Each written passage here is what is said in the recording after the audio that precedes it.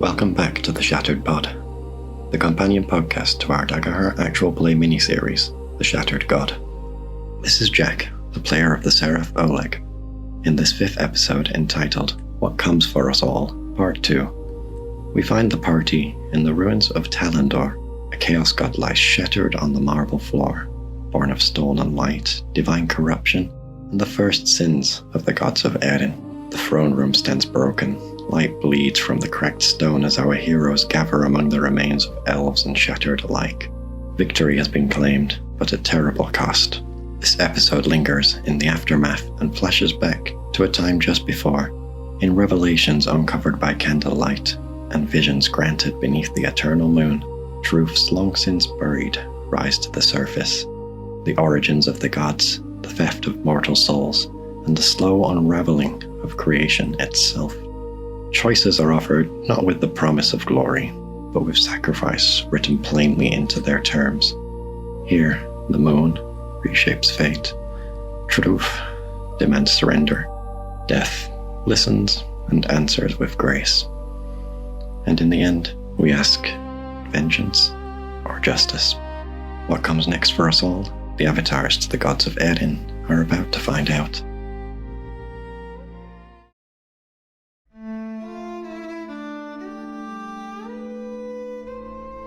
Hello everybody, welcome back to Group Action Roll. It's Daggerheart. We're playing the Shattered God. It's been a couple of weeks. We got the band back together. Say hello to the cast of, I almost said Group Action, the cast of the Shattered God. Yo, hello everybody. How are you? What's up? Hello. How are you? I am good. I am excited that we're playing. Let's go around the horn and let's say what we did while we were off. To say hello to everybody. Anything you want to promote, feel free to promote now. Oleg, Goldie. How you doing, Goldie? Hey, I'm back. I was missing, but now I'm not. You were missing a nut, but now you're not, and we're going to get into where you were in world in a moment. Alaran, Dar, what's going on?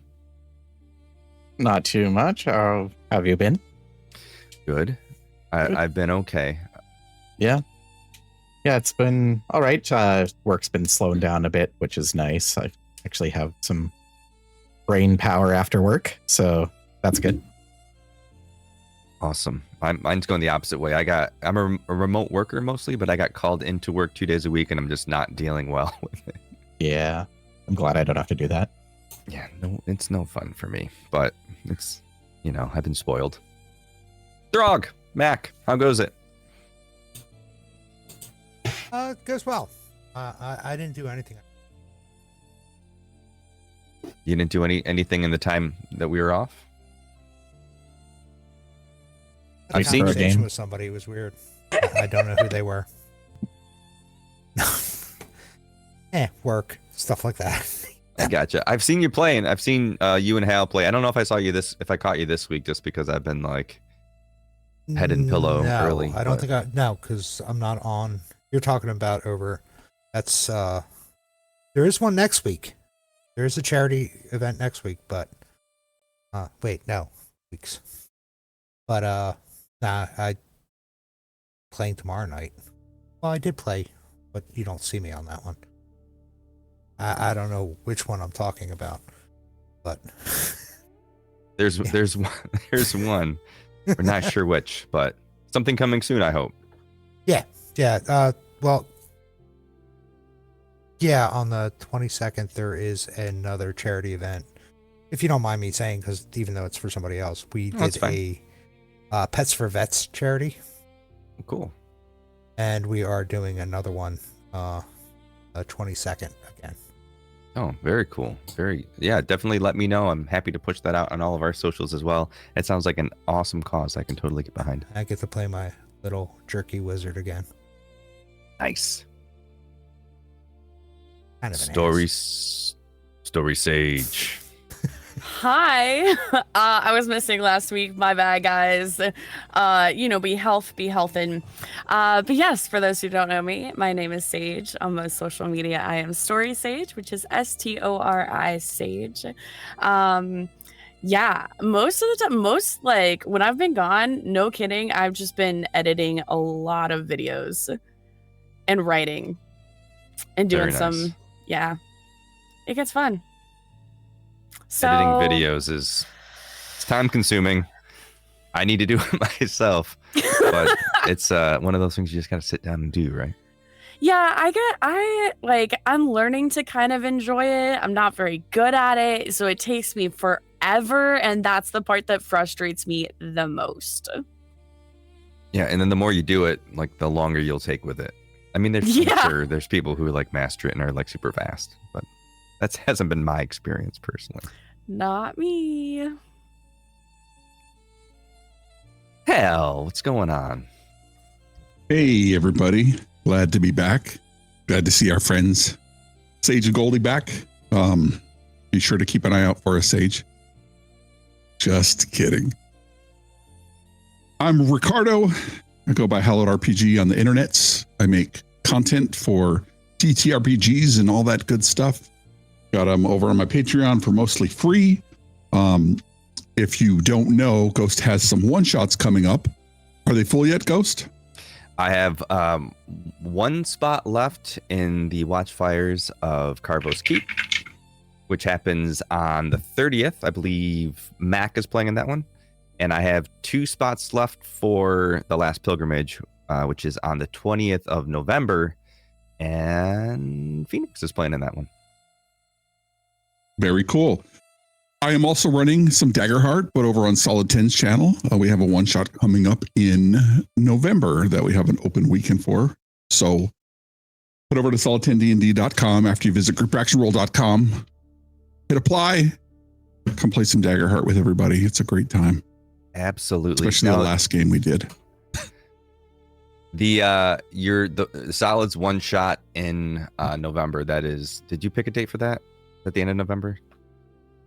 It is towards the end of November. Right. I think it's day after one of yours. Yeah, I think it's the weekend of my wife's birthday, so I can't play, so I'm bummed.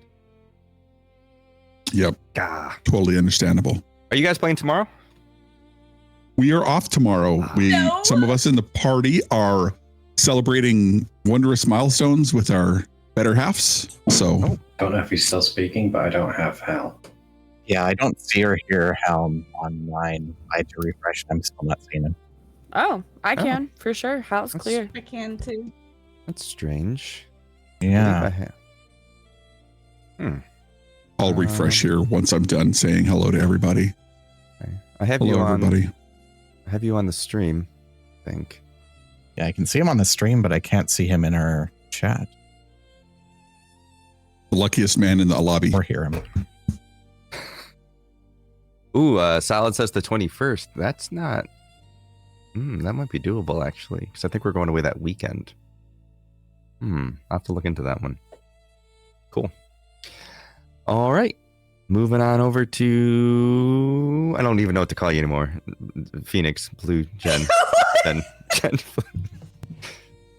You can call me Jen or Phoenix. It's fine. Whatever you want to call me, I guess. What am I going to say today? Just pick one. Roll a dice. Yeah, I have been recovering still. I am almost done with the pain meds, and hopefully that means that I'll get my brain back. And I won't be as fuzzy. And I won't need random naps. So it'll be great. And then I'll finally get to start streaming again and everything. So, Great. Well, I hope you get. I hope you are feeling less fuzzy, but I hope you still get the chance for random naps because those are just cozy. I guess so. Just not forced random naps. Right. Yeah. That's important. Okay. Does anyone want to recap what happened last episode? I vote Mac because you did a phenomenal job last time.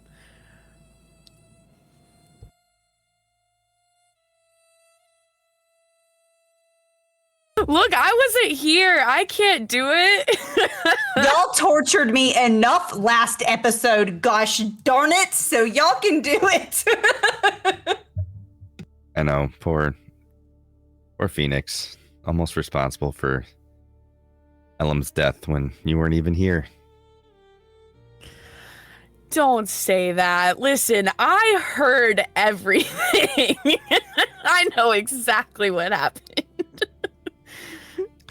All right, so starting from the top, you all arrived to what we call Lower Althwin, which is the elven kingdom. So the kingdom itself is sort of the main part of it, I should say, is a floating island in the sky, right? And there's some of the kingdom that sits along the crater of where that floating section used to be. And you sort of arrived into the lower area, encountered some roughly goblin-sized spiders somehow. And sort of in investigating those, you found out kind of where they were going. And they were making their way to Upper Elthwin. You could see that they were trying to make their way to that floating isle. The bridge had been decimated. There's still some floating chunks that were still caught up in the magics that hold the city up. You decided to traverse the bridge. You utilized Oleg as a workhorse and had him carry a couple of your companions across, while the rest of you jumped and climbed and whatnot and flew, those who could fly. When you made it into the city, you found a home. Well, you did some searching. Mac found some TNT, if I remember correctly. You found your way into a home where you decided to take a little rest because Oleg was sort of all tuckered out. Oleg and Elend took first watch. Elend deep in their book. You all fell asleep. When you woke up, both were gone. No trace. In searching the area, you found some scuffs and some disturbed earth that kind of made it seem like something went towards the main road, where you saw a trove of spiders moving towards the main palace. You decided to follow, in the process of which Throg had out his large soul fragment he's sort of been collecting along the way. The spiders recognized this and parted for you, letting you into the main throne room. When you got into the throne room, I missed a part, sorry. There's a big old lore drop through Dar's visions. Dar had a vision of a person and his wife having an argument over going to war, a debate, really. Him going to war, and then the wife ultimately being the victim of violence. And then he saw people from his past and the friends that he has been traveling with all lying dead in a throne room, and standing above their bodies where this was this dark figure with these crimson eyes. And then you all did that. And then you all went and saw the spiders, went towards the throne room. And when you got to the throne room, waiting for you there was Nyxirath, the once god of chaos in Arendor. Now he proclaimed himself a couple of things: a destroyer god, the god of broken thrones. He kind of sounded like he was just trying not to be the lesser god that he was. He said even he can now make gods, and with that he picked up Elend, who was nearby. He must have been responsible for taking them, plucked out one of their quote-unquote eyes, imbued it with his essence, and made a new god of chaos, throwing Elend to the ground. You all fought it. This was a gobstalker, which was from the playtest. You did a great job. You overcame this weird toothy eyeball, but Elend was worse for the wear, and you had to make some decisions on what to do with Elend. You opted to let Elend fall unconscious. I believe you also poured potion into their wound. Really Yes, unsure and as to kinda how it was help going to work. Smush it in, so it could absorb. Because And mash it in. Essentially, you were just making soup. Oh my god. Nom nom. It's gonna happen eventually. Soup's on. So that's where we are right now. Is that we are the group is resting next to the corpse of this chaos god. I'm getting ready for some soup or whatever happens to Elend. Oleg is still gone. Oleg is still nowhere to be found. Yeah. So we're gonna find out what happened to that right now. You all ready for the intro? Yeah, let's Yep. go. Oh, right. I'm nervous. There's nothing. I'm sure it's gonna be fine. I only have 2 Mhm. health. Or two Yeah, health, well, 2 fear. Solid gave you fear, and I don't know. You always make a comeback. You listen. Don't worry about me. Just roll what you're gonna roll, and then whatever happens, happens. It's collaborative storytelling. We I'll joke take about it, but we love it. I'll take it. No, how could you do this to us? Betrayal.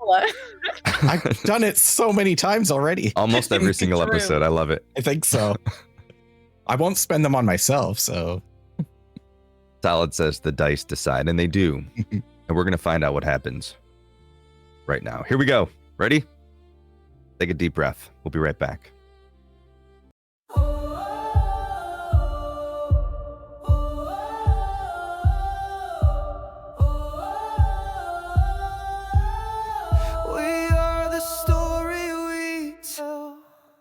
And we are back. All right.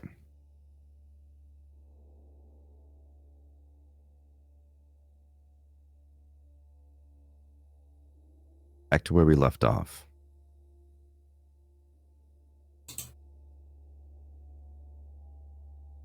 I'm trying to get some mood music going.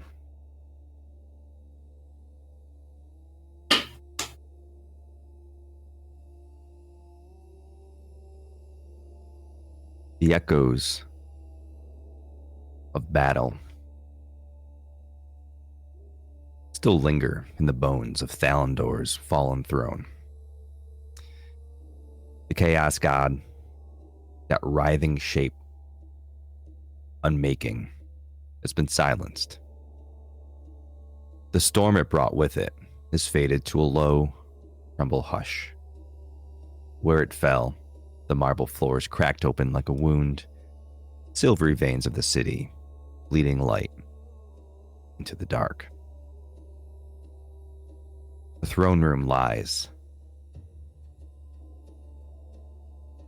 quiet. Broken columns lean toward the shattered dais.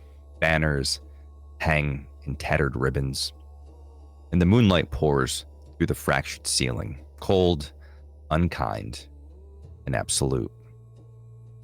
You're all alive, but barely.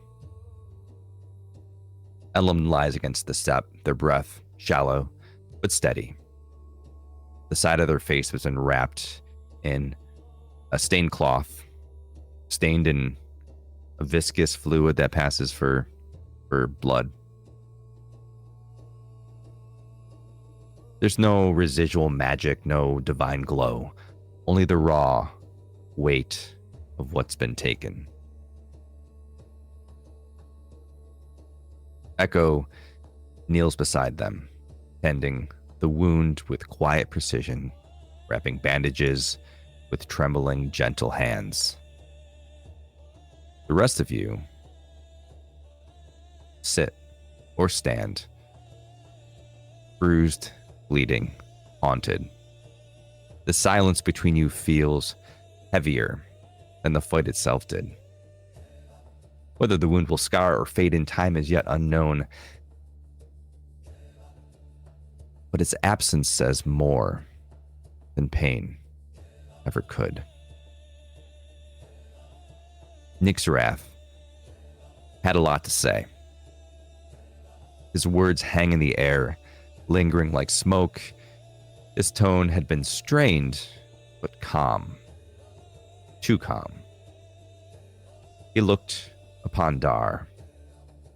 There was no threat. There was no hatred. Only invitation.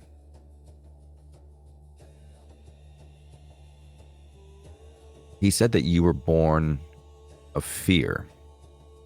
That Raziel forged you in storm and flame.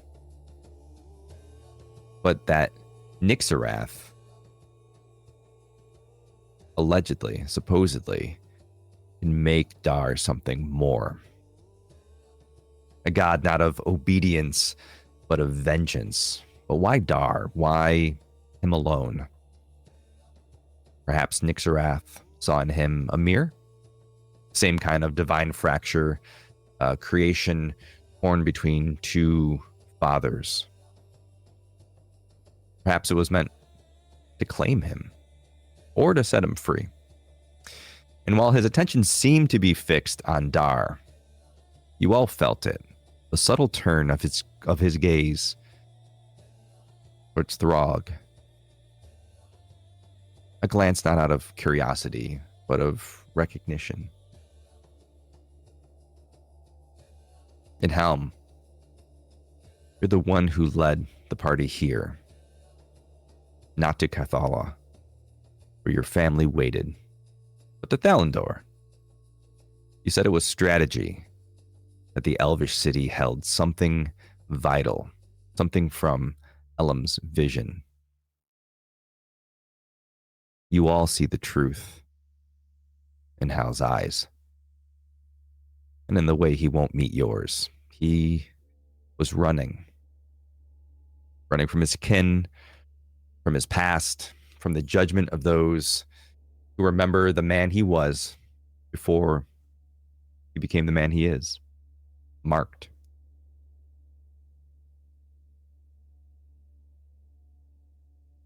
Echo.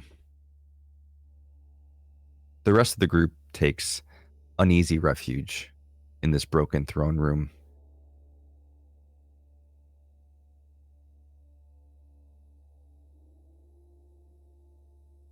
Your eyes catch a faint shimmer in the distance.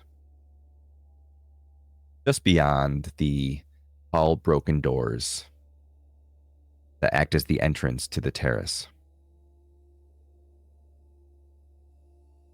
It's subtle at first, barely perceivable, like a ripple in the air, like moonlight reflecting on moving water. You move a little closer through the archway past the terrace. You glimpse it, a vast, ancient garden surrounded by walls of stone. It's a reflection of your home, as if part of the garden had seeped into the mortal world. An emerald forest glows from beneath its canopy, a luminous green, similar to what Elam described in their vision, similar to the glow of your own home. And you feel it deep in your chest, the unmistakable call, the pull to return home.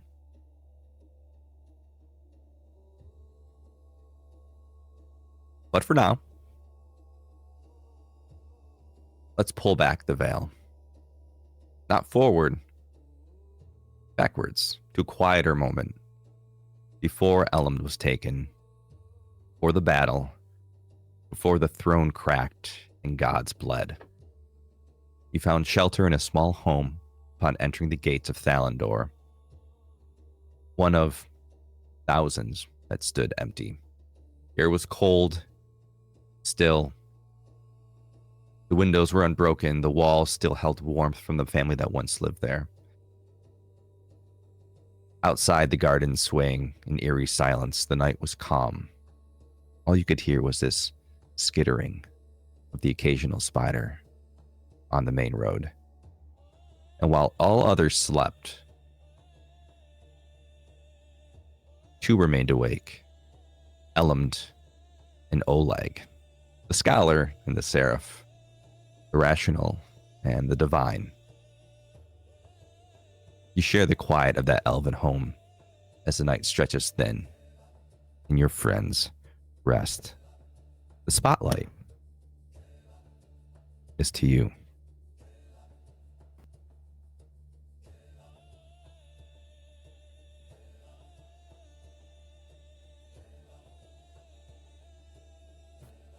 What is Elm doing right now?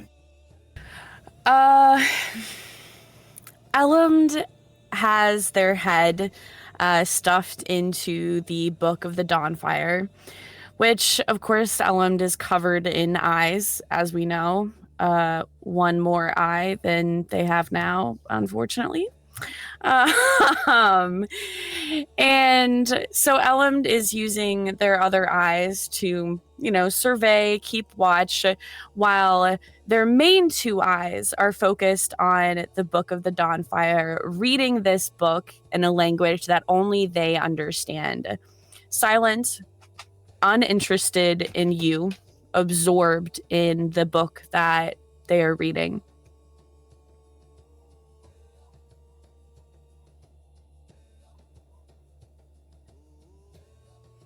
Oleg interrupts or attempts to interrupt Elm's reading by saying, so, would you rather a grumpy, sentient bag of holding or a bedroll that is a singing mimic? Elmd actually tilts their head upward toward Oleg, just kind of sits still as if considering in his vast in their vast amount of knowledge, and then says, I find more utility in the bag of holding.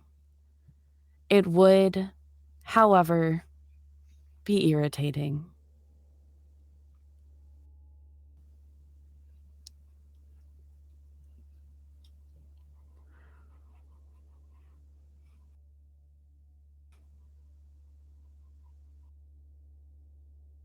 With that answer, he's just going to sit in silence and gaze out over. Elmd continues reading their book, looks down and says nothing else. Elmd, in this time, so I know you weren't here. Elmd has been reading that book, let me tell you. The entire time. Do you want to make a roll to see what you've learned? Any interest in any of that? I would absolutely love that. I definitely caught that listening back to the previous session. Noted what you said about that. Yes. Not only because I only have 3 fear. I'm not just forcing a roll. No. No, I definitely do. I would like to determine if Elmd learned anything from this book, which I would assume is a knowledge roll, hopefully. Yeah. Cool. I am gonna just roll a knowledge roll. Cross my fingers. I got a critical success. That's wild first roll. It's gonna be one of those games. Woo! All right. Critical success. Outstanding. Okay. Has Elmd been researching anything in particular or just reading the book? I think that Elmd is searching for information, any information they can glean that references or seems familiar to the magic that they set out to learn about, and in particular about anything that may help them in their objective to protect their home. Okay. That's broad. Let's think. My bad. No. So the Book of the Dawnfire is specifically a book about the gods, but the magics or the energies, the powers that they've been confronted with. Let's say that we can give you a list or some insight into those that you've encountered so far. So, Solaris. Actually, this is going to be fun. So, as you've been reading through the book, you start to see some of the familiar names on a critical success. I'll just give it all to you. You've read about Solaris, how he started off as just a woodland sprite in Echo's home, the garden, and worshipped the goddess Uthara. And over time, Uthara no longer wished to or no longer cared to govern the garden herself. So she raised two mortals to complete the task. One of those mortals was Solaris, to be the god of the sun. The other was Soralia, to be the goddess of rain. And together, Solaris and Soralia are charged with managing the garden, Echo's home. Similarly, you read about Nyxirath and how Nyxirath came to be this mortal human general living in Corvallis who sought out battle with the orcs. The name Nyxirath itself is a name that comes from Orcish tongue, which means bringer of death. He adopted the name, and it was through his brutality, the amount of souls he sent to the Vale of Stillness, to Nazara, that impressed both Nazara and Ravos. Both gods raised him to be a lesser god. They're responsible for making him the god of chaos, which is viewed as like the first divine sin. Interestingly enough, you also came across a story about a bard who was said to have a beautiful voice and a presence that none could resist. One that he could go into a room, he could go into the saddest funeral and play a song, and they would leave joyous. He had this effect on people everywhere he went. And you learn their name was Lyro.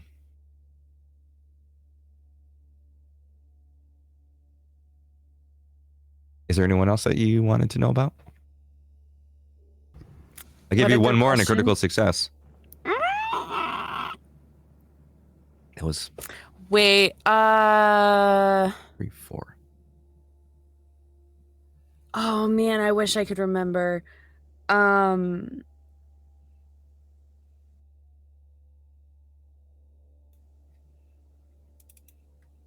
Possibly. I'm checking one thing in my notes really quickly.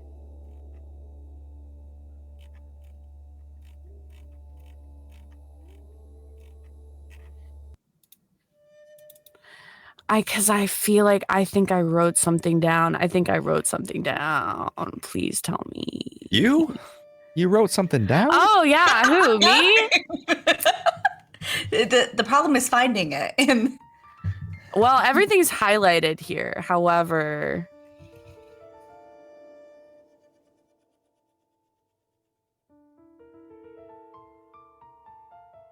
so I did find it. Let me see. Yeah, no. Okay. Thank you for giving me a moment to see if I could find it. Yeah, no problem. I'm sure I wrote something down. Last call, one more. All right. I would like to know about Nyxirath. Nyxirath. As you read through your book, you learn of Nyxirath, very reclusive. Nyxirath is the goddess of death. As mortals die, their spark, their soul, passes through her realm, the Vale of Stillness. It's Nyxirath's job to ferry them to the life beyond, this other plane of being called the Luminara. She has never physically stepped foot in the mortal plane.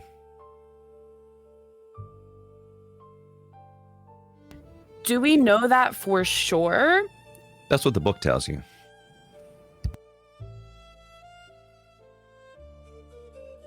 So if you trust the book, Well, I mean, there's other stuff in there about how there's, she's viewed as like she's the second sister. She's very close with Velora, who's the goddess of life, obviously. There's no ill will between them. They're very much a balance of one another. But she's a little jealous of her sister. She's very reclusive because of her role in the balance of Arendor. amazing. Wow. Super interesting. Cool. Well, thank you. First roll of the night. Okay, we got to keep up the streak, guys. And on that, as you continue to read your book, Oleg, as you sit back and watch this new friend that you're traveling with frantically page through this book, none of your jokes landing. Out of the corner of your eye, you start to see this weird shimmer, this light. Something impossible. As it flickers, you start to, try to shake it off. And it creeps in either side. And as you start to panic and you turn your head, the world around you blurs. The walls of the elven home ripple like water. The sound of wind turns into birdsong. The ground beneath you softens from stone to soil. The scent of dew fills your lungs. The air hums with life. And when your vision clears, you are standing in a very different but very familiar realm. If you wouldn't mind, please describe to me the glade as you stand in it. The glade is a vast, expansive woodland which is eternally under a full moon. The sky is not so much cloudy, but there's a thick fog which catches the moonlight, and there are streams that are never quite rivers, but they seem to come from all over in different shapes and sizes, and none of them seem to have a natural logic to how they flow.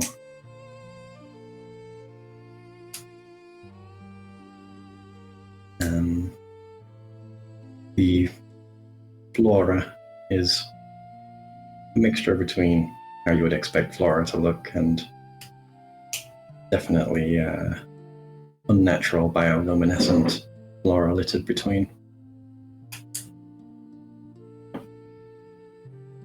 This realm under constant moonlight is one that's familiar to you from your time as a Knight of Lua. The air shifts, warm, oddly golden, The scent of wet grass and citrus fills your nose. The light becomes a little brighter. It doesn't burn, it cradles you. As the forest hums around you, leaves tremble as though holding on to their breath. It's changed since you've last been here. The glow is a little fainter. The water reflects not the sky. The air hums with restrained divinity. The pulse of a god who refuses to sleep. And as you turn, there he stands. His form, again, mostly appearing to be some sort of sprightly human elven shape, but made from something so much more. His golden skin shimmers with slow-moving sunlight, hair like woven flame, his eyes bright, so bright that they blur your vision when he greets you. He stands unclothed, as always, unashamed. The warmth of him is constant, not necessarily gentle, the warmth of the sun that never ends. It's beautiful, but exhausting to endure. He sees you and says, "Oleg, I didn't believe I'd see you so soon."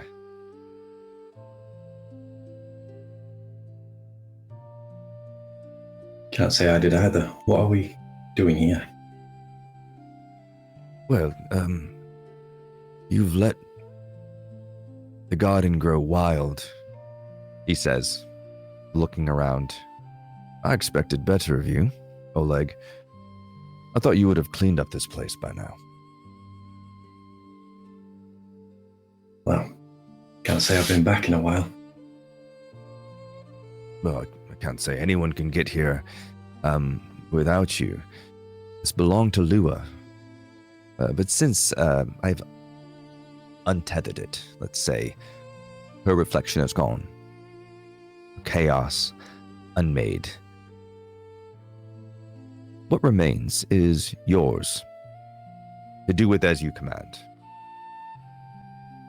He sort of gestures around you, kind of pointing to problem areas that he sees, like over here and maybe, I don't know.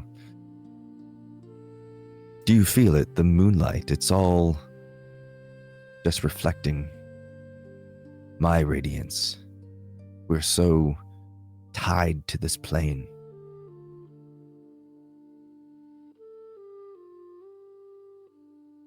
What happened to everyone else? Well, you did. Much like you, they have to make the choice on who they're planning on following. They still believe they follow Lua and have been locked out of the glade.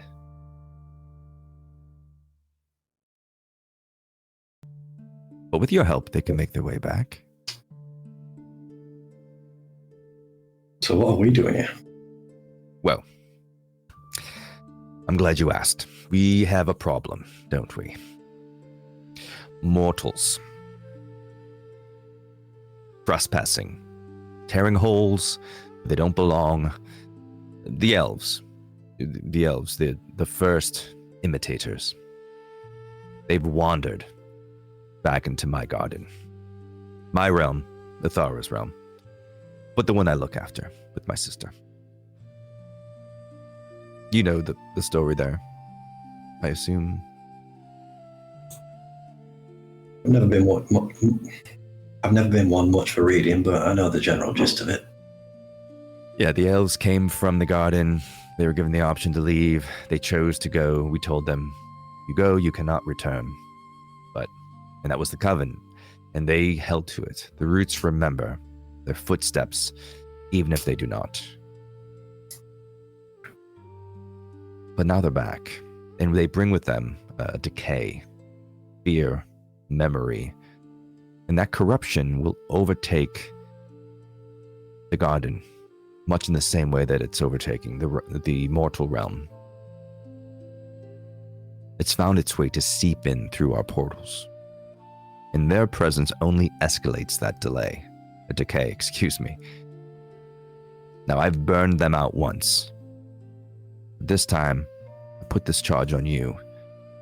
I mean, you could bring them here. This realm answers to you.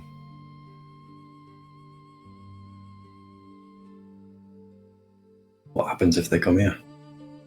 It's up to you. They need to go somewhere. They can't stay in the garden.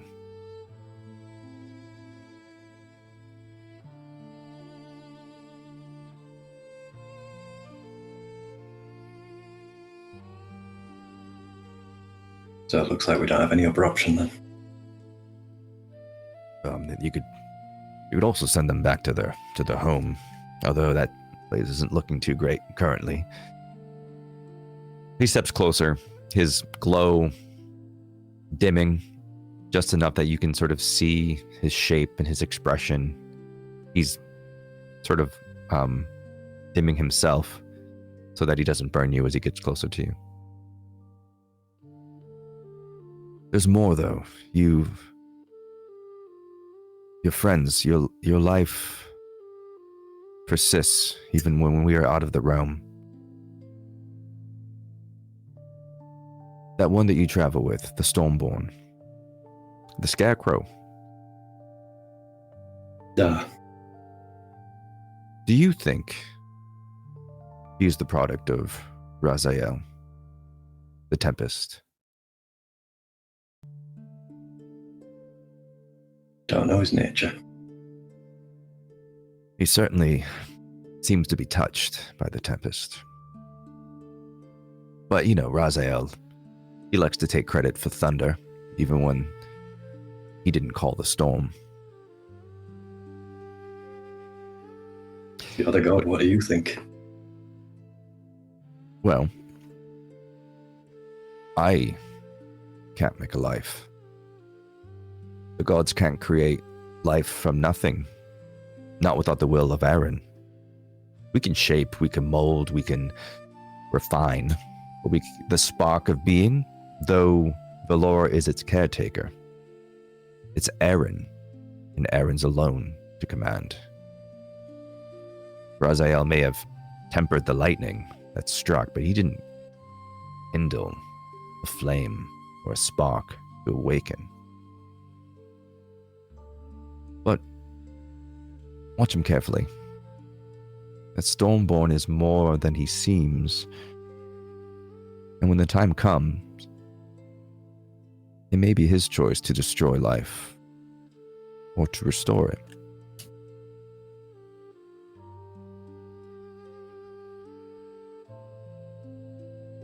Has anyone ever told you you're really cryptic? No. Why, what have you heard? Okay. Oh, nothing. He turns and starts to sort of walk in the distance and stops and then sort of looks back, like sort of expecting you to follow. He follows. He's just kind of walking barefoot across like a shallow pool, the center of the area where you're at, the clearing where you're in, each step rippling outward. Now you and your companions are drawn north. You can feel that, can't you? The pull towards Valeth, the Scar, as the mortals call it.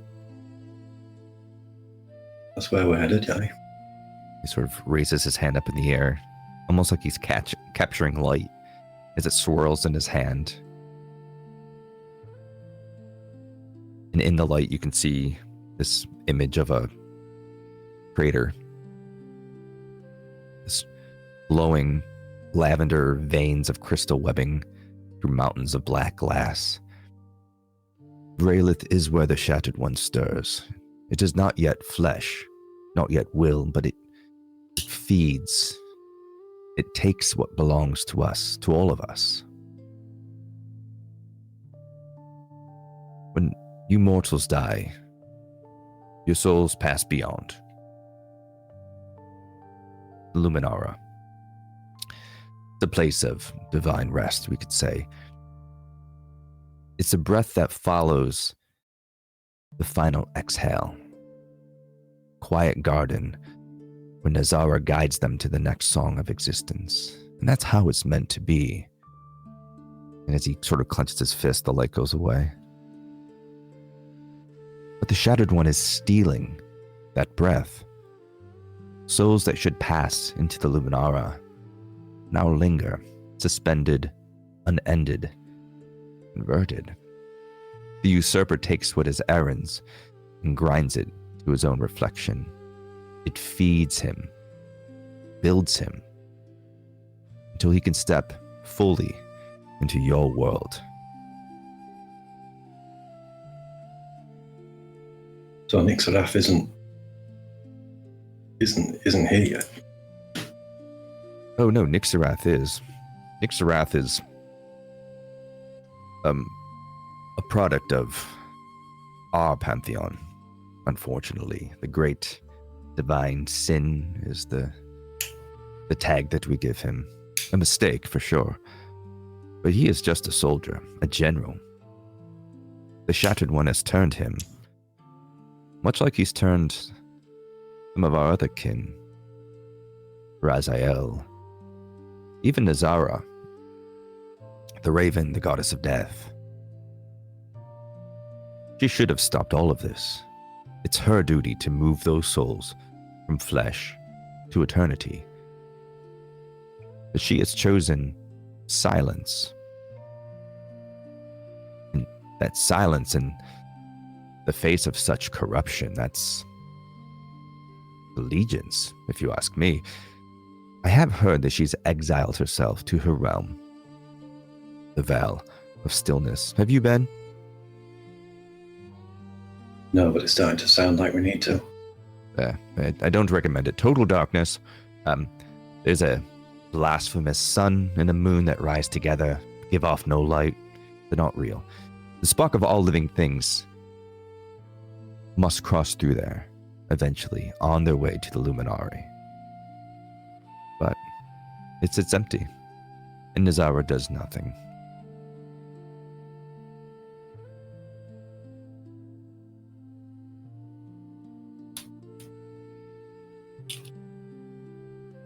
I can't say this is helping me understand what you need me to do. Well, the spark of every living thing. The breath that warms the blood. That is Aaron, the god above all. He's never gone, Oleg. He's been here all along. He's just scattered. Every mortal life is a fragment of the divine. The Shattered One seeks to claim those sparks, make himself whole by stealing what was given freely. So you have a choice, Oleg. You can remain here and tend to what little remains of peace, or you can go to the Scar, to Vralith, and face what would claim the light that birthed you. But before you go, the garden has always been where creation began, and if it dies there, everything else dies with it. Probably. This beam of light sort of comes down, illuminating him. He says, "Now go, Keeper. Remind the world that there's light that still burns." And as he turns to go, he stops one last time and looks back. Is there something on your mind? Oleg shakes his head. Very well. I'll be watching. You know where to find me if you need me. He sort of like swirls his hand. And as he does that, the light, this blinding light, flashes. And almost as if it's a breath, inhaling with brightness and exhaling, suddenly you find yourself standing on marble floors in a room you're unfamiliar with. And at your feet is this monstrous split thing with tentacles coming out of its back and other eyes, big teeth, lying dead at your feet. And you turn and you see your friends tending to Elend.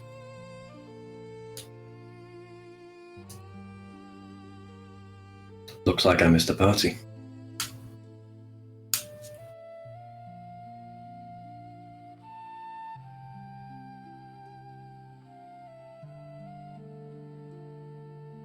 Where did you get off to? Long story short, I was in the glade.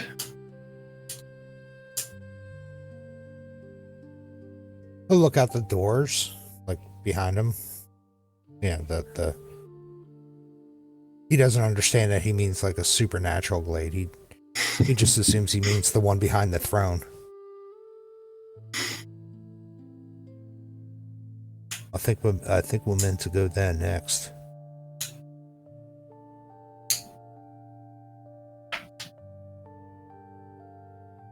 We're just resting up against, well, that thing.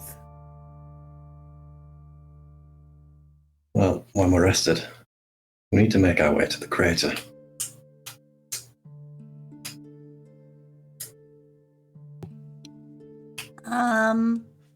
I'm not quite sure what you're talking about. Well, Solaris came to me, and I might not be the brightest spark, so I might be getting some of this wrong, but he's saying that the Shattered One is corrupting Erin, and with it all of creation, and we need to go and put a stop to it, and that involves going to the crater.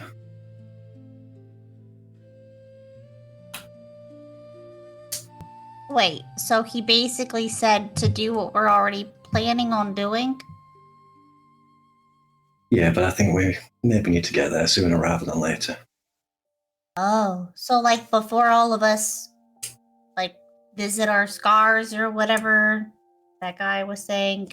I wish Elend were here, awake, so he could, so they could tell me, like, the name of the person that said it.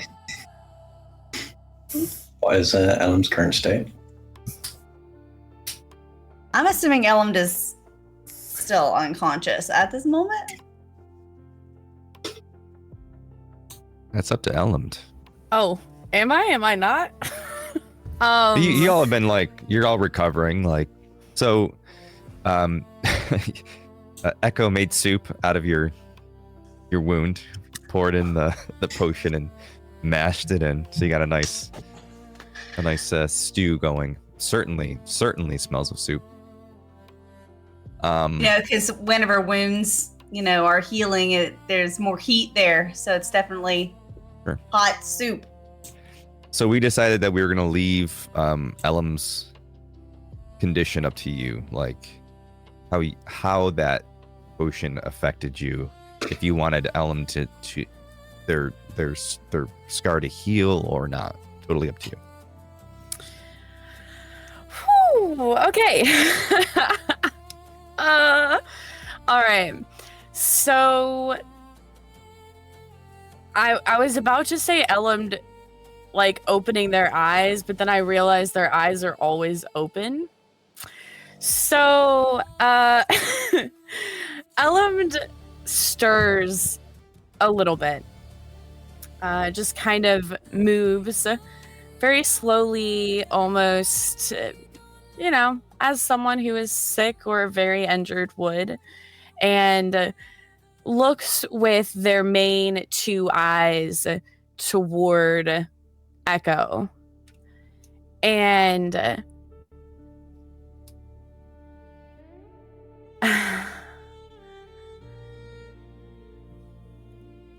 Elend says, I almost failed. And then you hear him say in a very low voice that only Echo can hear the final word, which is you. I was fine.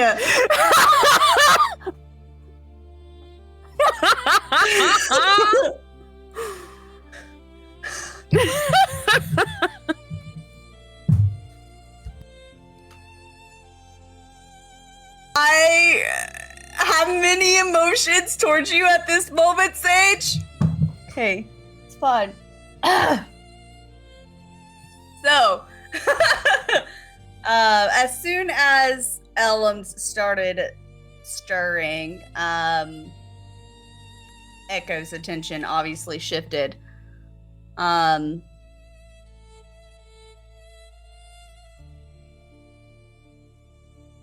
And he just kind of like looks to like the wounded eye that Elms can't see out of right now because, well, it's not there, but also it's Correct. like covered with stuff. Can see cloth. To the eye that, the main eye that is not gone. And I'm gonna hide chat. How? Why you? Okay.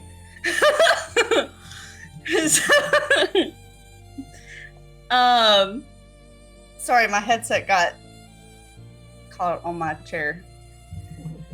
Okay. And he just says, "Oh, well, that's fine. It's fine because you're okay, like kind of weren't okay, and I was really worried for that whole time, but you're fine now. Sort of. I don't know how it's gonna. That was a big chunk. Do you grow back?" Elumd essentially ignores everything that Echo just said to them, pays absolutely no attention to their missing eye, which is, by the way, still missing, though you cannot see it through the bandage. And Elumd is purely staring at Echo and says, "You helped me."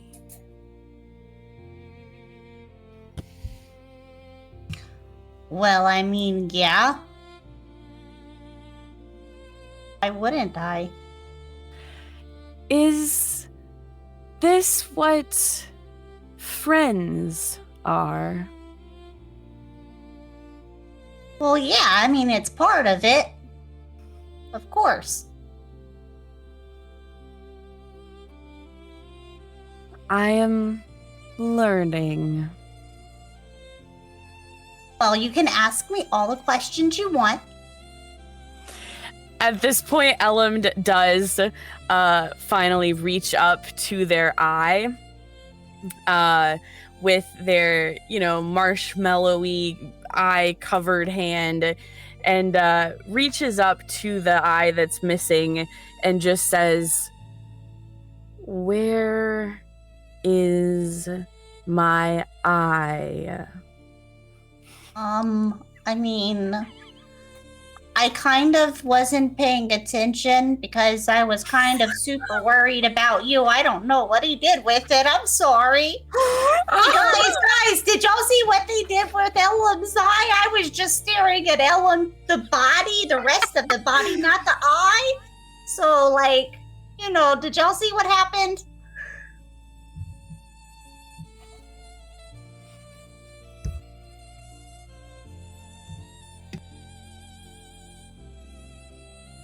Throg points to the creature dead on the ground. He made it into that. Elumd looks toward the dead creature whose name that I cannot say. And what does Ellum know about this creature, Mr. GM? I wouldn't say that Ellum really knows anything of this creature. This is sort of something that came from the mind of Nyxirath. It wasn't like a creature that existed in the world before. Just some sort of monstrosity that he changed your eye into. Question. We checked. Didn't we check to see if there was a crystal inside the gob, whatever? Yep, you checked to see if there's a crystal inside, and there was no. Didn't we find the eye? No. I thought we found like some mass thing. I don't believe so. Correct me if I'm wrong, but there's nothing to be found. There's no soul shard fragment in the eye itself. The eye itself. I thought we found like something that other than the crystal. I thought we found No, it is just guts and stuff inside. He created the monster from the eye. Yeah. Guts probably isn't even the right word. It must also smell like soup. That's all I can think of. It probably does. It was a gigantic. It's very much like the thing I told you about in my yard. That gigantic mushroom that's now just squished. I'll send you pictures. I've been documenting it as we go. It's pretty cruel. That's like threatening. Alvin, isn't it? Like, just you're next. So I don't think Ellum knows anything of this creature. You might sense some of the magics, but it's very similar to the magics you've been sensing the whole time. So I have an idea of at least like the general, like, okay, I get it. Okay, so in that case, Ellum is going to, in their very slow way, give a glance to this creature, say, and then looks, well, this is so weird, kind of turns their body this way and that to look with their many eyes and says, "Where is my wheelbarrow?" Oh, it's right here. Ellum Should be nearby. Yeah, oh yeah, you brought it in the room. It's there. Ellum must not have seen it due to their eye injury. Echo's blocking it because Echo's like right up next to Ellum. Like, Oh, it's right behind me. Like, you can't see it. It's just, see? Love it. So Ellum is going to, Ellum does not have legs, just so everyone is aware. Okay, there's no legs. So Ellum is going to reach up and use their hands to kind of pull them up onto this wheelbarrow, starts rifling through the things that are in the wheelbarrow and looking over it to make sure that it is still as it should be, as the wheelbarrow is kind of Ellum's home in a way. And then looks up and looks around at the party and asks, "What happened?"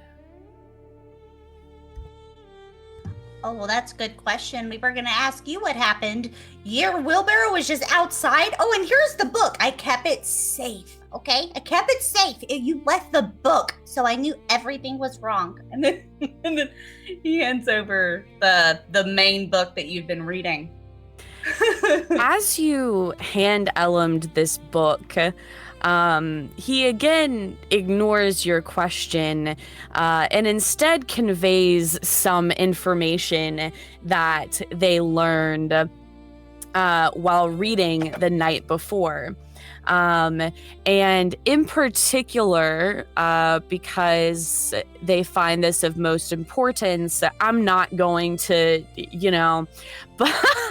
We're just gonna say Elam tells Echo about Solaris, who began as a woodland spirit in the garden, worshiping the goddess Ulthara.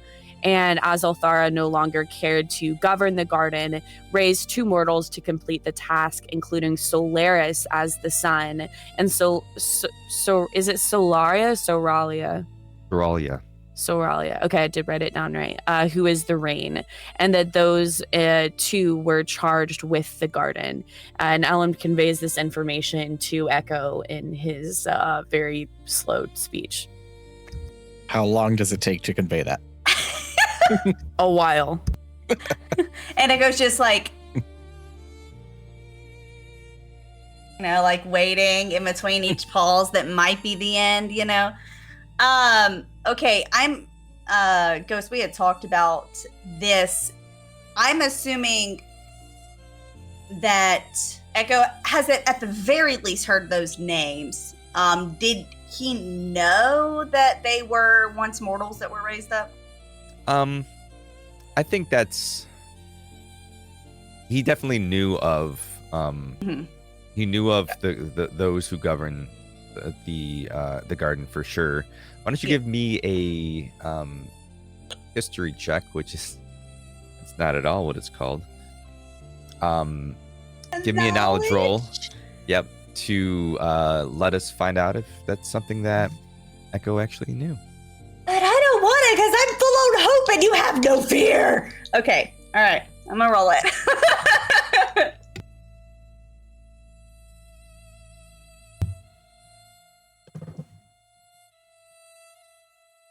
That's a 6 with fear. You're welcome. Okay, so as Echo's thinking back a ways to his time back in the garden, through studies he had with some of his mentors, he starts to feel a little bit panicked, thinking of, oh boy, I should know this. You can't seem to pull any additional information out. You didn't know, or you can't remember if you should have known, if that's something that you learned and forgot, or it's just something that you didn't realize that he started as a woodland sprite. Okay. Well, I mean, I knew about the god of the sun and the goddess of the rain. The goddess was my favorite. But, yeah. I don't know. Like, I didn't know that they were, like, once mortals that were raised up to be gods. That's kind of neat. And as you're finishing your sentence, Elam, you suddenly hear the earth around you, the whole planet, the whole island that you're on, this floating island, seems to shake and then settle.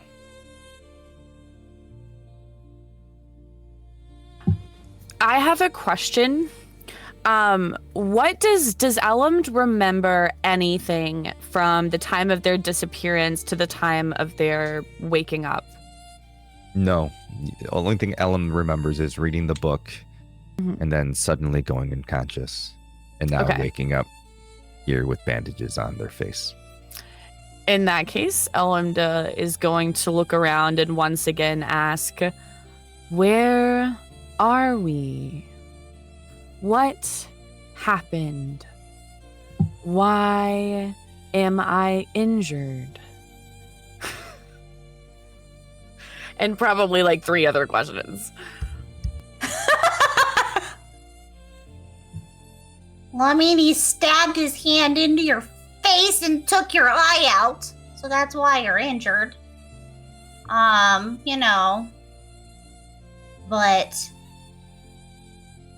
they were trying to... Wait, wasn't he talking to... Was it you, Dor? That he was all like, join me, Yes. I think he did that because I turned him down. Oh, like previously? That was the first time I spoke with him. Oh, I see. But yeah, there's a scar just beyond, and I have already Ghost, did I step away from the unconscious Elend to follow the pool earlier, so I already know that there's a reflection of the garden?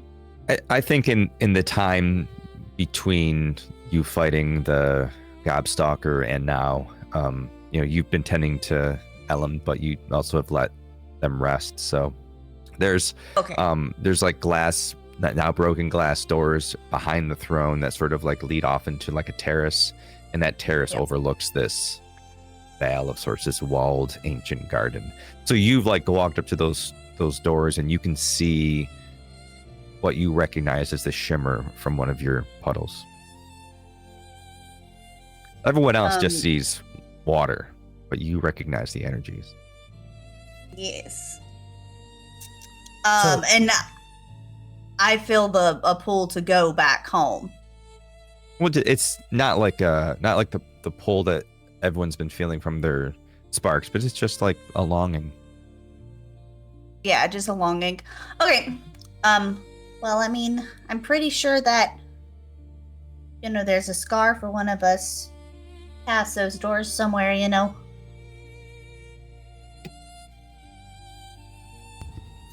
We must continue.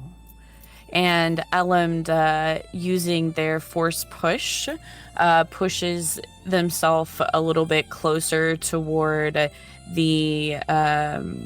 whether it's an opening or a window, not like heading directly toward it, but just going a little bit closer to where they can see the garden. So as you force push, some baubles rattle around your cart that you have in there. You have this little container with your clay in it still, and this little rock that you got from that archive. It rattles around as it finds its way back, sort of all of your belongings seating around you. And you make your way to this glass door that's been broken, and you can see just beyond it a bit of a terrace, and past the terrace you see this green glow emanating from some of the ancient trees in this vale. Now, you and Echo have both been here before, looking through the library. You've heard of this vale. It's sort of a sacred place for the elves. This place is called the Vale of Elarion. It's very sacred to the elves. It's within the walls of the main palace.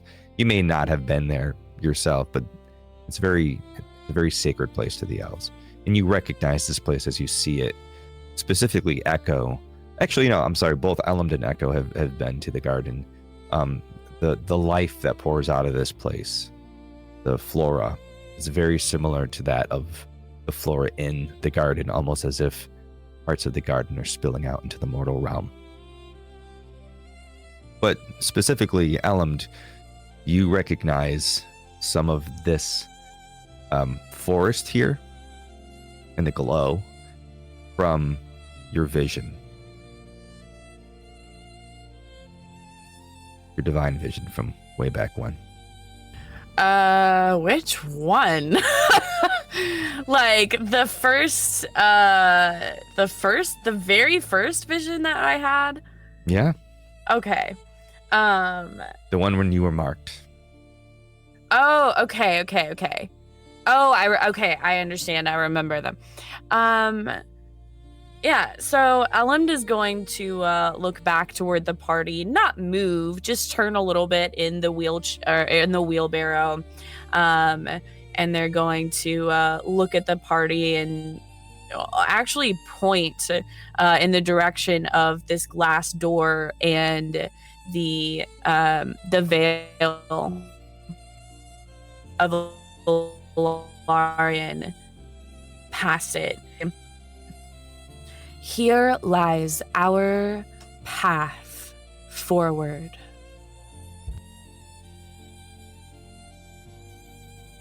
Echo's like already right there. Just, you know, we need to start turning.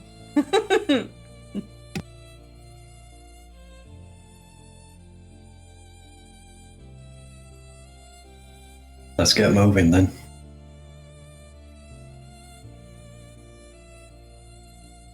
So are you all moving towards the door? Thrall will get up and head over to the door. Can Echo fly and just kind of go hover over the water and just look?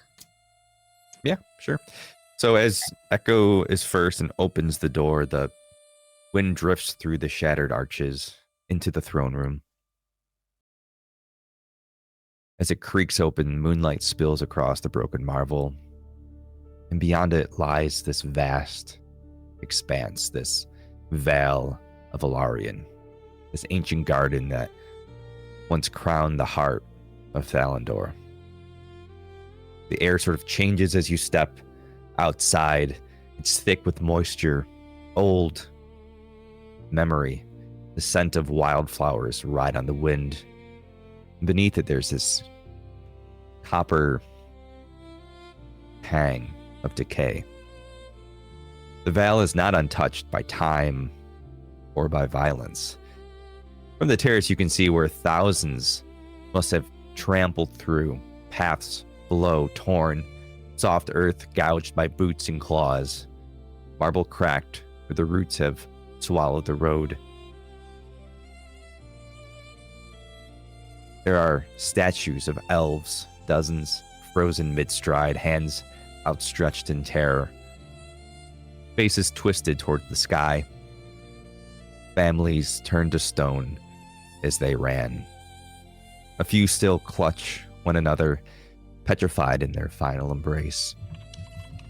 Others reach for the walls, for the forest, for freedom, but all of them point to the same direction. The water. At the center of the Vale, the great pond that glistens in the moonlight. And the others see only that, a still, silver pool reflecting the pale ruins, the stars above.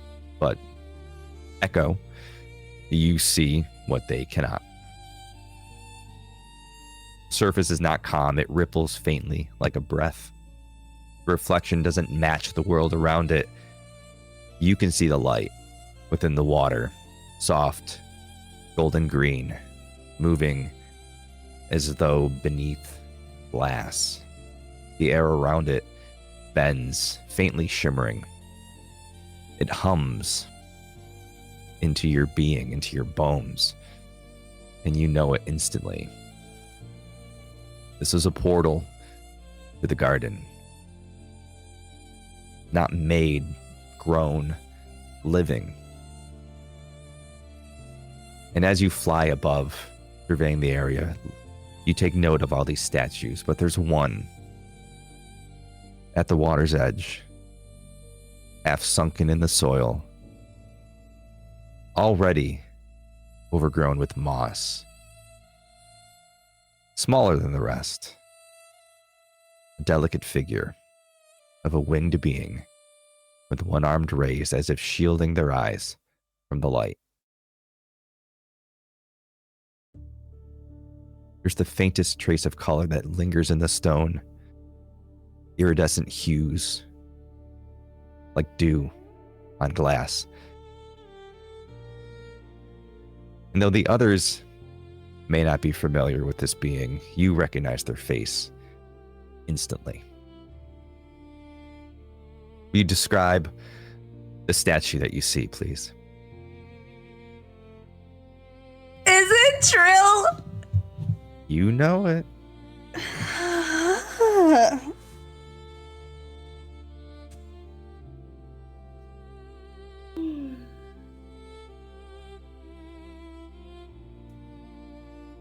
So, huh? Oh. What? Everyone sees Echo fly over to the statue that smaller than the other ones, and actually smaller than him, and he just kind of like cups their face and kind of like removes the moss.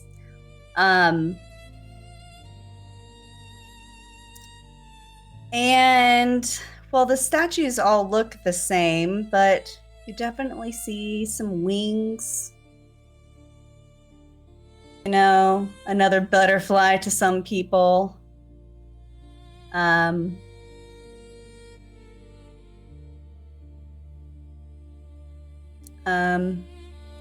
Yeah. I don't even know what else they would really be able to tell. The clothes are also made out of leaves, just like Echo's.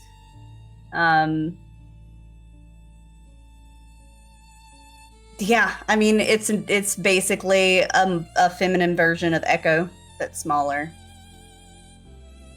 more delicate. Even though Echo's pretty delicate,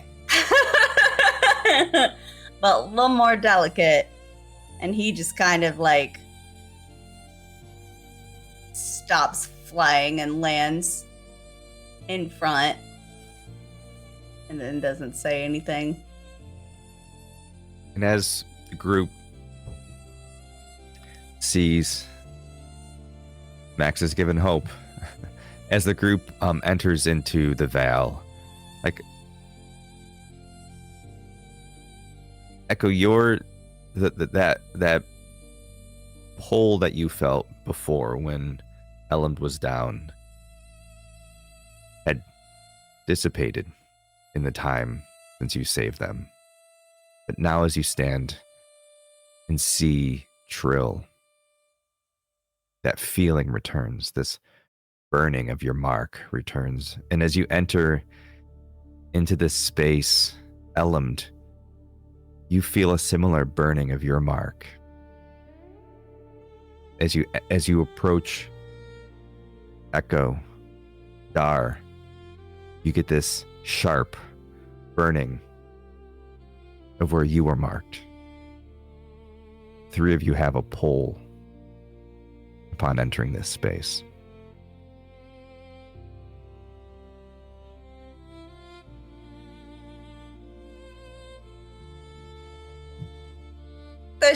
Does Trill still have her? So you said that she's iridescent. Does she still have like her purple stuff that all the spiders were collecting? Would you care to look a little closer? Yes. Oh, by the way, I'm full on hope if you wanted to, like, I don't know, give those back to Mac or give them to somebody else or something. Oh, because okay, I got you. It's up to Mac. So to answer your question, can you see? Yeah. So if you want to make an instinct roll, you can do that. Just try to see what you can see without doing your roll. You can see that the statue is intact. That's what you can see. Okay, I am actually about to use Two Hope, most likely. Can I use my portal hopper ability for being able to decide whether an effect or a creature or an item is from another realm, to try to see, like, I mean, she's from another realm, but like, is she still there? You know, like, you know. Okay, yeah, you sold me. You're trying to see if this being from another realm is, their essence is present. Sure. Yeah.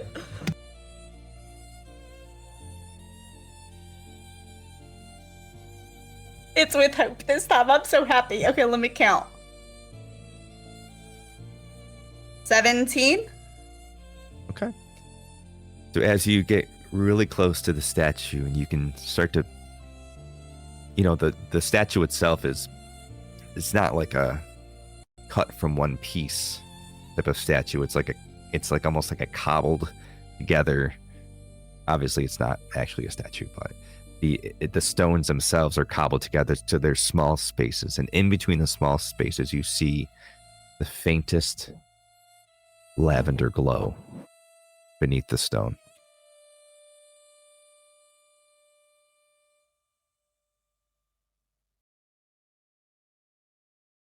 Okay, Echo's gonna stare at her for a little bit while everybody else does stuff. Just real quick, Elumd is going to take one of the very small mushrooms that has a little bit of moss on it, and Echo may know that this is a mushroom that Elumd or that Echo gave Elumd for its reminder of the nickname that Elumd once gave Echo of Moss. And Elumd keeps this particular mushroom in the front corner of their wheelbarrow and may have even perhaps been checking to make sure that it was still there when looking through their things. Elumd takes this mushroom and they move a little bit closer to Trill and reaches up to place this mushroom on Trill's shoulder. And as they reach up, they kind of place it, and their hand, sits on Trill's shoulder. And as that happens, this mushroom seems to almost, it's almost growing a little bit backward, just attaching itself to Trill's shoulder. And Elumd's hand sits there for a moment longer before he removes it. And he instead takes, he instead, there, man, Elumd is going to place their hand on Echo's arm and just keep it there for a moment, for as long as Echo needs to stay and honor Trill. As we watch this scene unfold, the rest of the party is slowly walking towards you. Helm,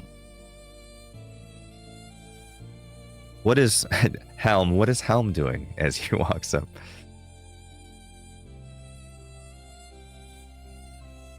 He's kind of keeping to himself, away from the group as they let them go. And, he's thinking about, those times in your lives where you think about, hey, I made this decision to go left instead of right. And one of my friends were gravely wounded. What would have happened if they had gone right? Would they still be wounded in this manner? And so he's feeling the guilt of prior days, but at the same time, he still doesn't want to go back to Kerthala, and I think he'll walk up next to Throg and lean into him as we're keeping it quiet and whisper to Throg, all right, once we're done here, where do we go? We should probably not go to Kerthala next because that's so far away.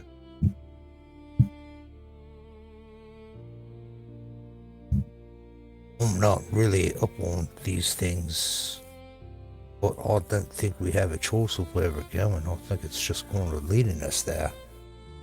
I don't know if you want to call it destiny or fate or Jumbahaka, but it just seems like we're on a path here. I mean, obviously we gotta go into the water. All the statues were going to the water, but I was trying to figure out something here. This stone absorbs all of those crystals from the dead people, but they have to be broken, and it seems like it's the spiders are taking the crystals out of the people. I wonder if we can put them back. I mean, I kind of There's not really a kinship between elves and orcs. I mean, honestly, we hate each other. But I hate to see another race wiped off the map, you know what I mean? Don't know much about this magic stuff. Only what the knight gives me. I mean, maybe we wait until Echo is finished with what he's doing. Because I don't understand it either. I mean, my magic is simply, I cast axe, I cast fist.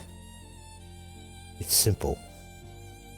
1 + 1 = 50. If you do it. yes, my lord. You shut up. I'll nudge him and walk on. It was just And I'll a stay chair I put. fell asleep in. I'm not too sure about that, Your Highness.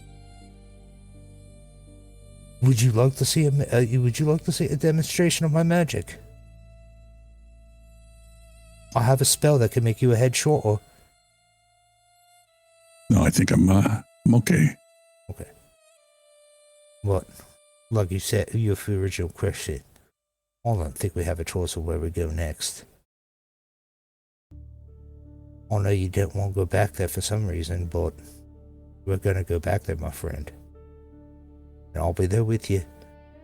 So will everybody else. We got to face everything together. It's how we've been surviving this long. You were there for me in the tomb. I can be there for you against whatever's waiting for you back there. No one gets left behind.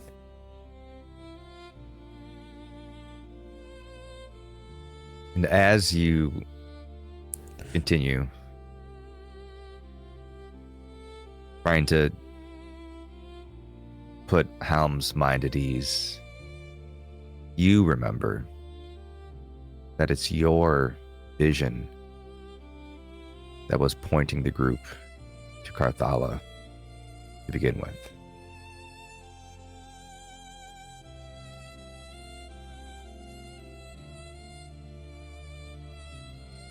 Oh shit. As this is happening, what's Oleg doing?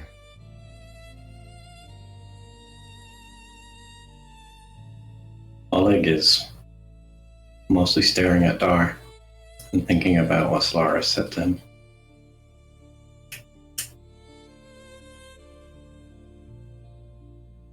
And what is he watching Dar do?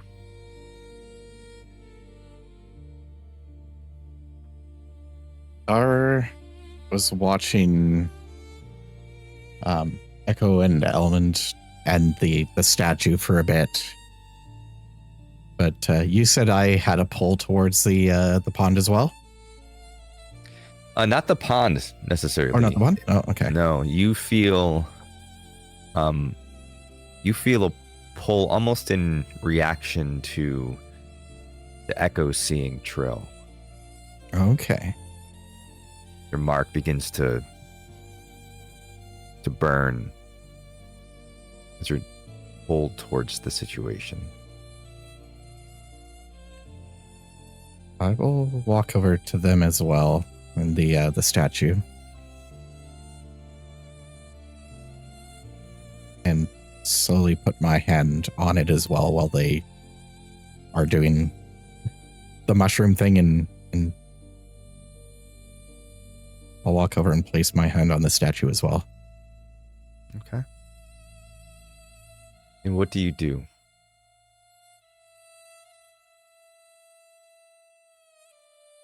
What goes through Dar's mind as he places his hand on the statue?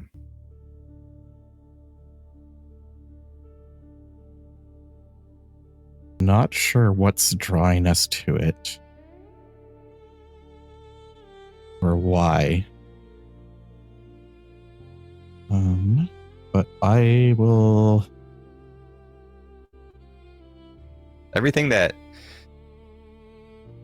everything that Dar's experienced. I mean, up to this point, I mean, Dar's pretty young. Dar's only been going for a few months now. Y'all have been traveling for a few weeks. Dar, since the start of this adventure, has been having, for somebody who doesn't sleep, you've been having strange occurrences. You've been seemingly peering into the fears of others.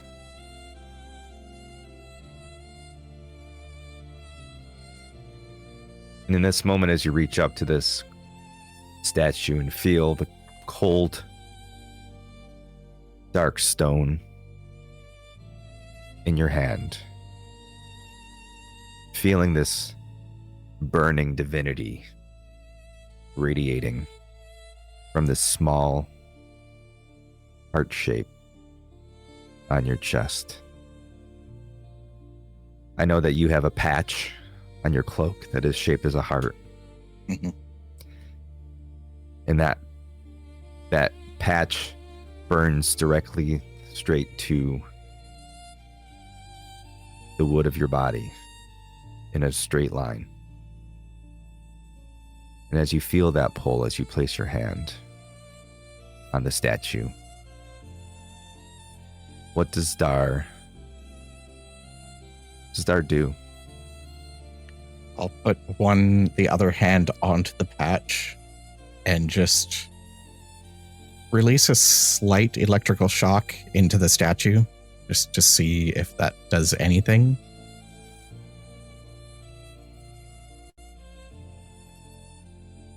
So as you relinquish some of your energy, it jolts across your hand into the statue. You see it sort of twist up that mushroom as it sizzles and the mushroom wilts.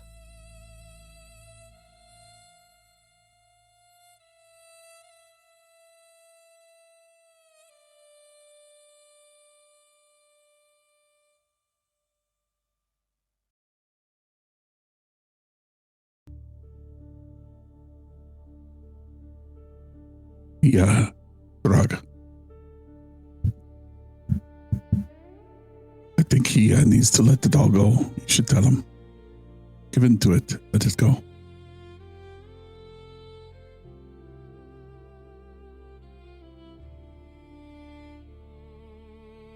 Cool. Spark. Let it go. You should let that all go. You should tell him. I'll tell him. And as you sit watching Dar do this, Helm, you're reminded of your experience,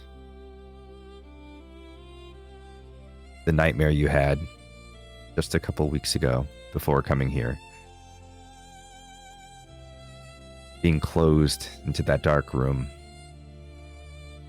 the eyes of Dar appearing,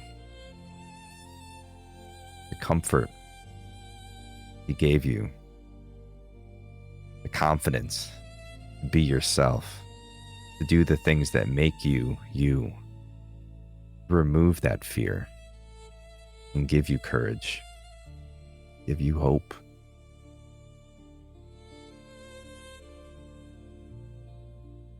And then you watch the scarecrow, new to the world, holding the statue, tilting his head. You can see that he's puzzled in what he has to do next.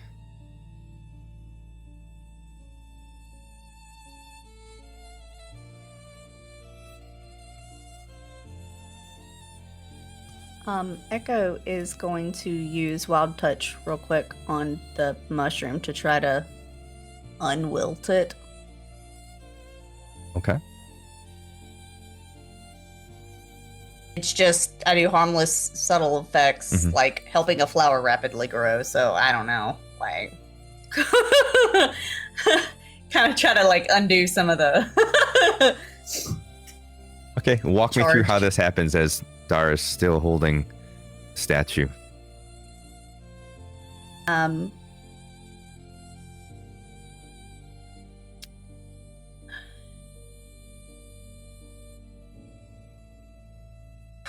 Echo probably would have brought his hands down from her face a little earlier.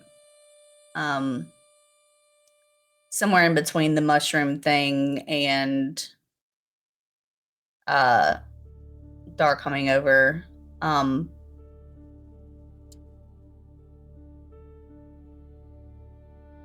But he'll just kind of lift his hand up and where he saw the kind of shocks kind of like go up it, he'll kind of trace it and then like kind of just rotate his fingers around the top of the mushroom as he does his wild touch to try to bring it back. So you push this magic forward into same path that Dar's electricity followed, and as it curls around this mushroom, you see it sort of plump and come back to life with the moss just above it. And in that moment, it just strikes you. Your life in the garden being what it was, so few times you were confronted with death. And now since you've been in this mortal realm, like every day, somebody you've crossed paths with have perished. And now you have this troop of friends that you travel, and even them have come close to the edge. But Trill, this is the first person of note who you've lost. And you feel it deep. And as you feel that despair, this feeling of loss, your mark burns deep. You feel your wings twitch as if you're being pulled.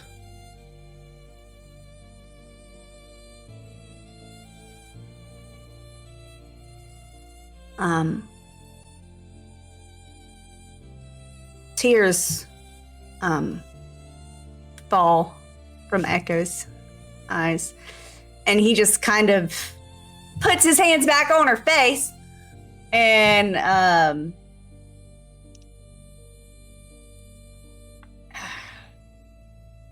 puts his forehead to her forehead, leaning down to do it because she's shorter than him.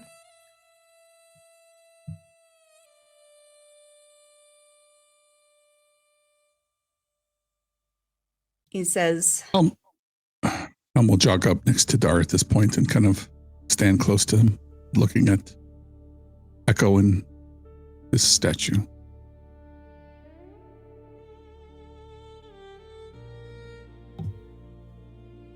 I don't really know if it's too late. I mean, like, you're still there.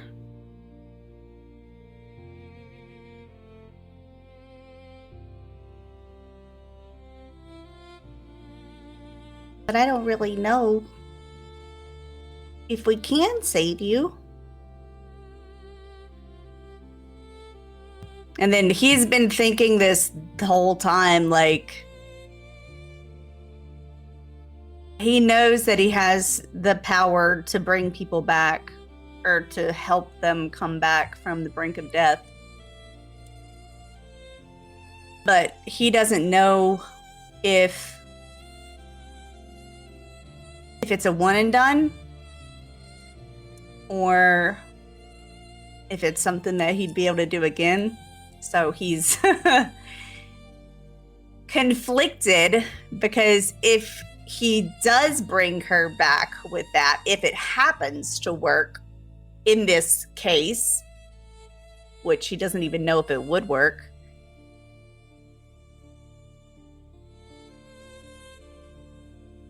There's only then one way to he find might- out.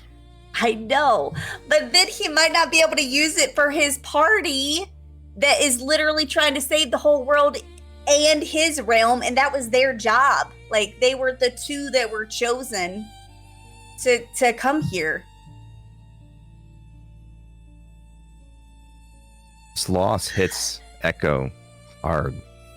Yeah, I know it does. I'm What does- feeling it. Go ahead, sorry. Echo has this power, unused, untapped potential. All they need to do is try.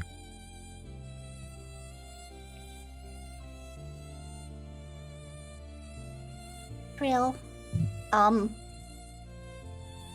You were so close to home, so if this works, then you're gonna go home, okay? You're not gonna stay here anymore.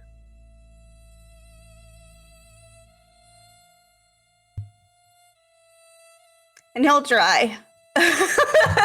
Oh! I guess I should reread it. No need. Okay, cool. So I Spend need to your at least hope. look at it real quick. Hold on. I don't remember. I can walk you through it. Okay, let me clicky my hope. Okay.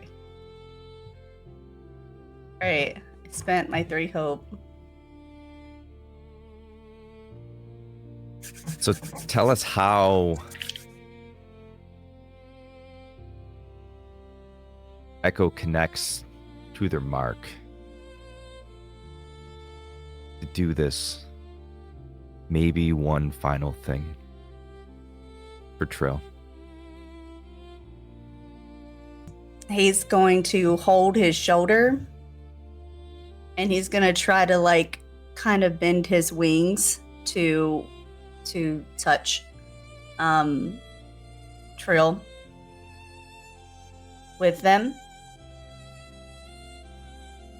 and just close his eyes, and one hand will be on her face and one on his shoulder, and he's just gonna try to like envelop her and try to force the magic from him into her.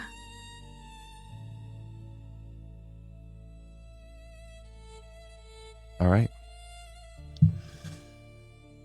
Okay, so let's see if there's a hope.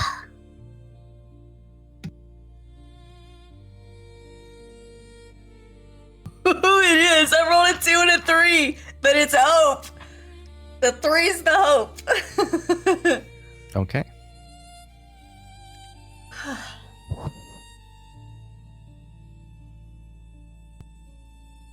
As you give in,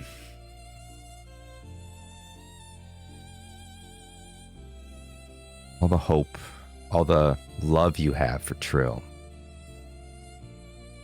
comes flowing from your being into this statue.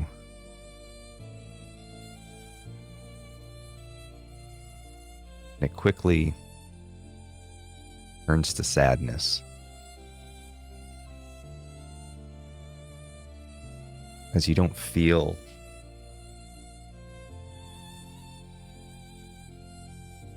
any feedback.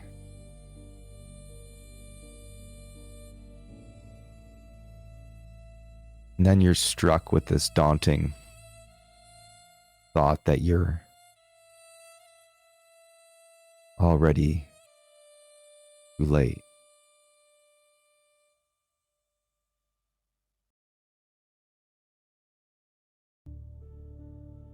It's dizzying. Your breath begins to quicken. Panic starts to set in. And you drop to your knees, staring at the light rippling on the water. The veil falls silent. The other voices, concerned for you, dropping to the ground, into fade. The shimmer of the pool vanishes. For a moment, feel calm. You feel only stillness. The air cools. The scent of the soil gives way. Something softer. Clean linen, pressed flowers, candle smoke. When you blink, the light of the world has changed. You stand in a landscape of darkness, mist, quiet, smooth water. The reflection of a sun hangs below you. The moon above. The horizon folds in upon itself. There is no up, there is no down. Only silver emptiness. As you look around you, you no longer see your friends. You see nothing but a veil of stillness.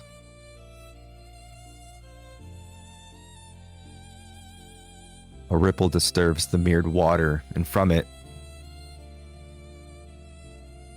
you watch it move into the shoreline. Sitting alone, you see a figure.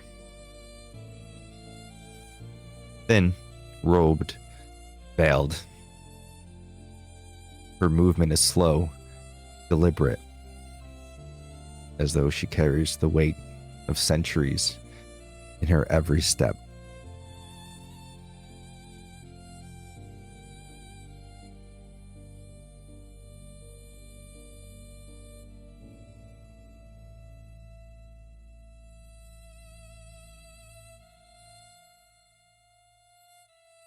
As you appear in this realm, she sees you.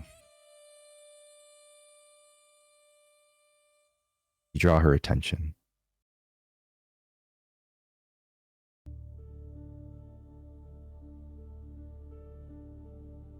Spotlight is to you.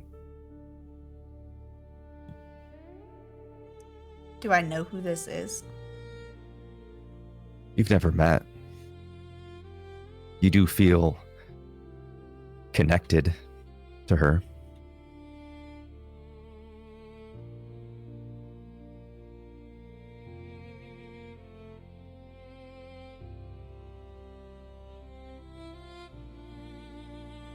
You do feel.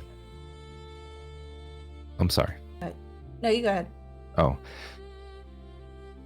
You do find this realm where you find yourself familiar. Total darkness. The sun and moon. Not outer space. I know. I didn't think so. He'll take a few steps towards her.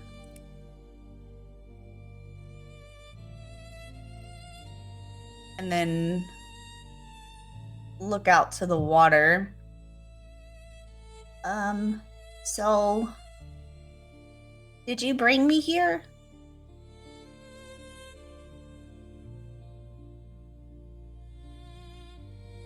Excuse me.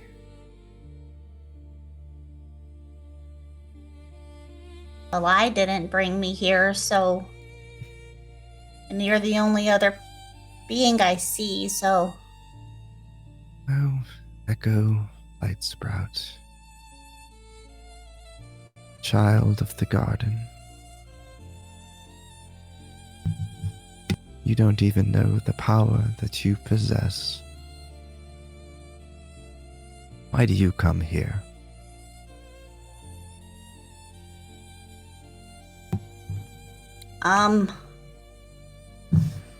So this is very weird because I didn't know I brought me here, so I don't know why I brought me here. Probably because, You feel despair. I mean, yeah, there's the realm I've been spending time in is different than the garden. So there's just more despair. Yes. Mortals. Well, that's why you've come. Because you feel despair. Now, I know you. I marked you in a moment of weakness, nothing more. I know you seek the scars of divinity, but my scar I hold within me.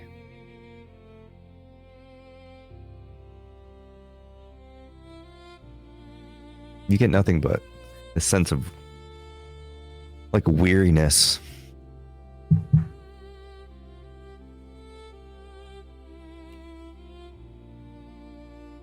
Do you feel despair right now too?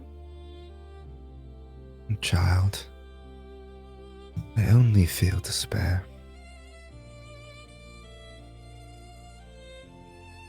Oh goodness. Can I come closer? Certainly, you may sit. You choose to do so. Oh, approach and sit. She's still sitting. Yeah. She stops looking at you and just begins to look at the pane of glassy water that you both look. It's perfectly motionless. It would otherwise appear to be a mirror if it wasn't for the moon in the sky reflecting as a sun in the water.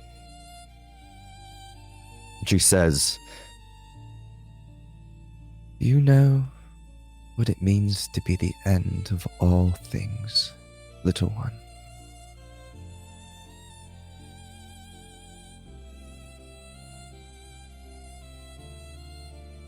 I don't think I know it anywhere near the amount that you probably know it, but I have seen the effects of,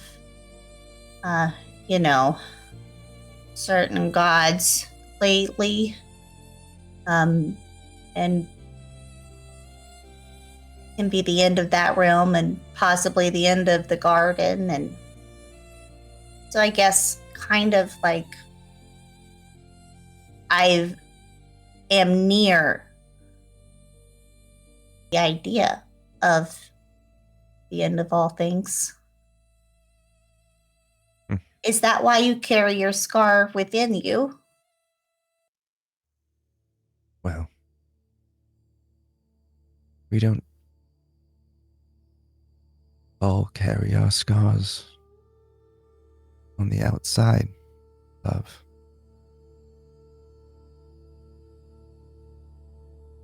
I am the silencer that follows every song. Cold hand that closes every eye, every blossom that fades, every voice that falters. They all end with me. The mortals pray to Uthara for spring, Belora for life, Raziel for storm, a Theris for dawn, but few, very few pray for their eternal dusk. She's a little bit of a tremble in her voice. Tired, I'm so tired. Tired of being the last breath of all beauty.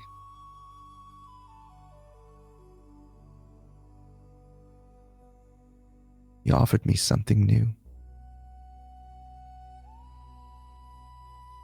A world where I could be the first breath. All things would begin with me instead of end. And I believed him. But his beings, you have met them, have you not? He'll just Creatures. nod. He won't say anything. His creations devour themselves. The souls he claims, they never rest. They burn and they burn until they are nothing. And still I stay because, well, I do not know how to be anything else.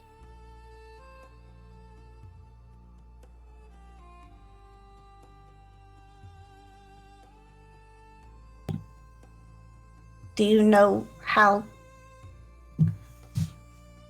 Can you still help them reach their eternal rest? The souls are not mine.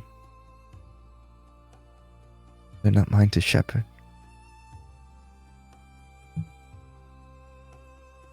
They belong to him now. The shattered one.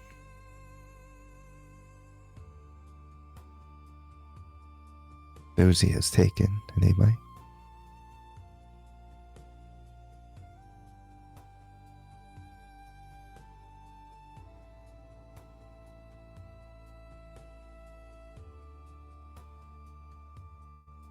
What about the ones that he hasn't taken yet, but the life is still not there?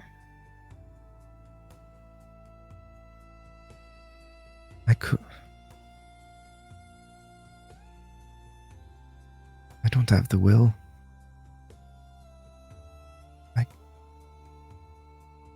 I can't go on doing the Well, same. could I help? I don't know how you could, child. Oh, I don't either.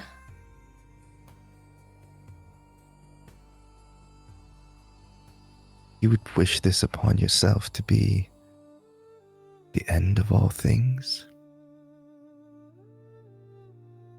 The destroyer of all beauty? To be at No. the last moments. Everyone's last moments.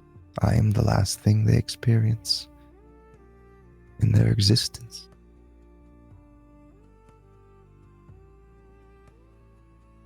I wouldn't wish that. No.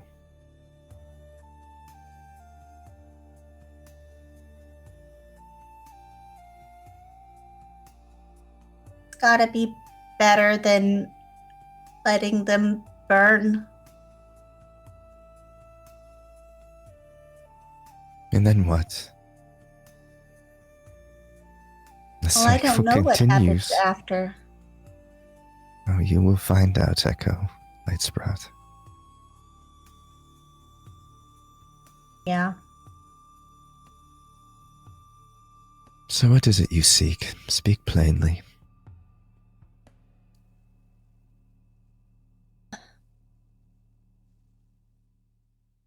So you marked me and the scar is within you.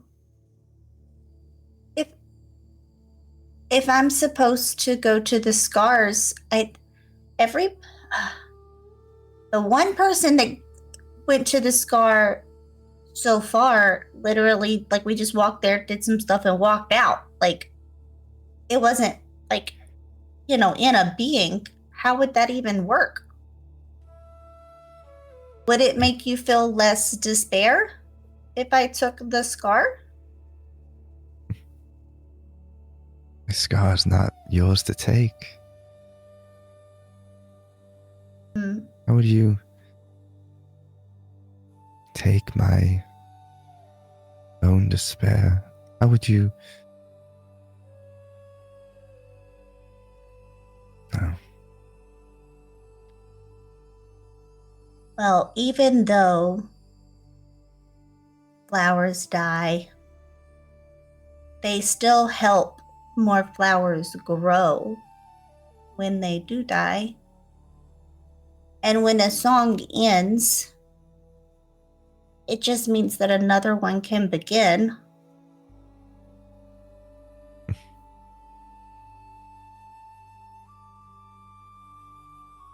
My friend is stuck in a statue.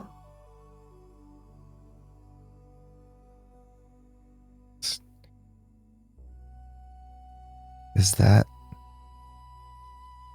her ending? You No. speak? She's still there. Her ending hasn't ended yet. It's paused. She You can't. speak as move though on. endings can be beautiful.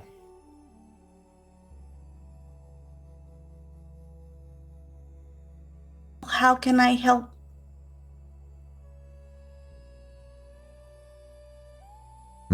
How can She I waves help her hand across the water, and in the reflection, you see images that she has experienced. You see an old dwarf smiling at the forge one last time as he watches his son hard at work. You see a grandmother watching her newborn grandchild experiencing their first sunrise.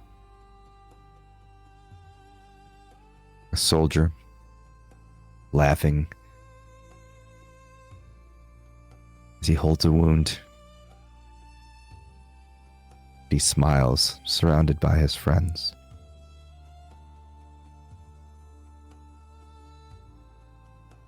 And you see for just a moment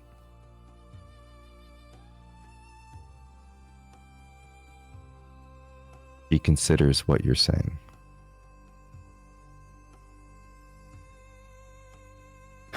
What would you have me be, gardener?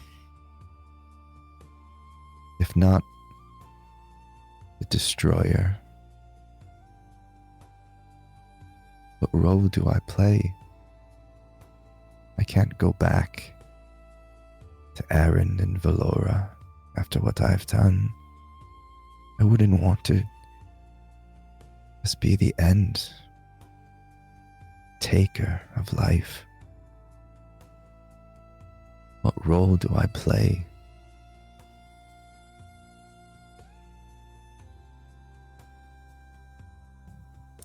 Well, I mean, maybe you could play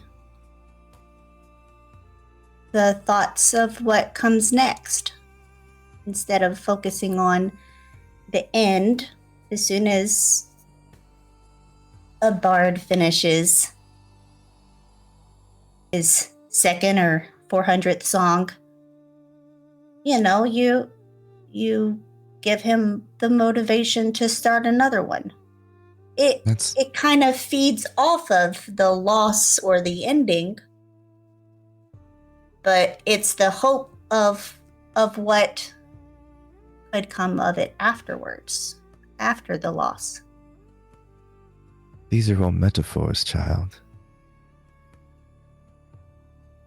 that's These are- true. These are mortals, beings whose lives are ending. To them, they have no more songs. Most of them are just scared. Oh, well, what if you could take their last wish, right? Can you do that? That's still kind of a metaphor, isn't it? Kind of, I suppose. I can't grant them anything. I think we both know what they'd all wish for. Don't we? I mean, I don't know if the grandmother that was watching the newborn, when she died, she might have wished for the newborn to, be happy, you know? And the dwarf might have wanted his son to succeed in life, and, so who knows what their last wish could be. Everyone knows that they have to die, but what if they could, do a little something nice as they go? Can you do that? You see a faint, very faint smile curl at the corner of her mouth. She says, to offer them some small comfort at the end of their lives.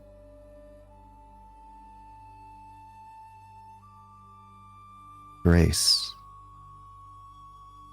Yes? Yeah.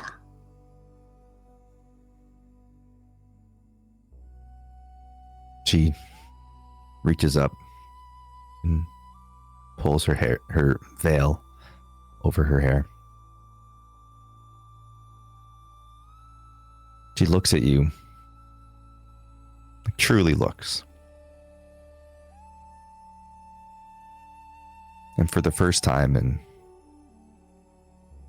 an age, a mortal watches death smile.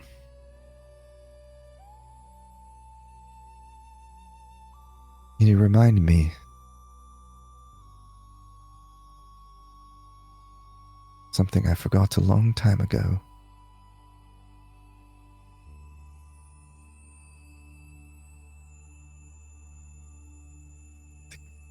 Caring for those who cross.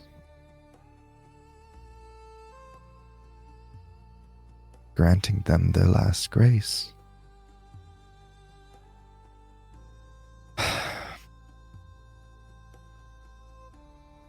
Very well. That is better than their souls burning. Wouldn't you agree, little sprite? Yeah, I think it's a lot better.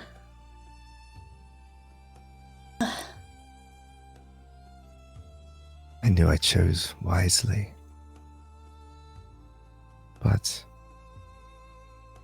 I'm afraid I do not have the power myself to pull your friend back from the shatters.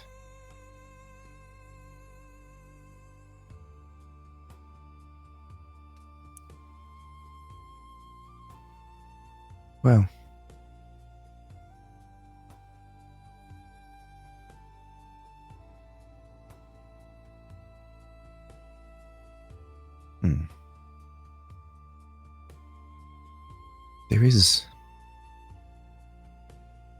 There is one thing.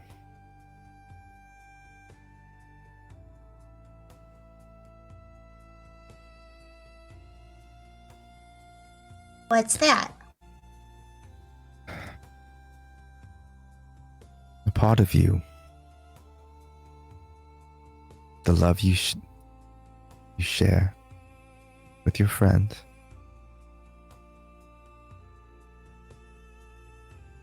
I could take a part of your spark and use it to reclaim your friend's soul. But the consequences, you would be forever with one foot in this realm and one foot in your own.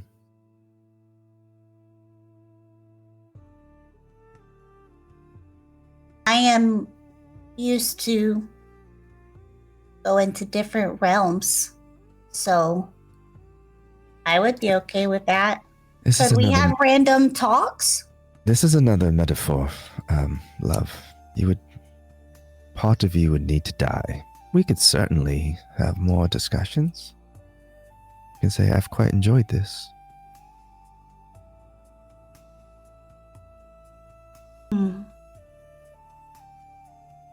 But you must agree to do it. How much of me needs to die? Just a little. Half or so. It's hard to say. Half. Okay.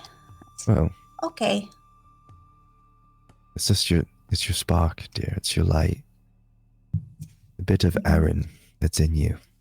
That's the magic. Not everyone wields it like you do, but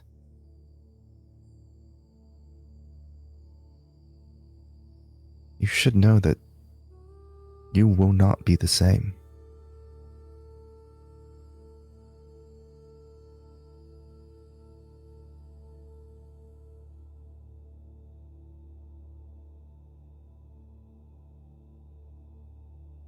What are you willing to give? Hopefully, one day, give your friend a chance. At her own grace.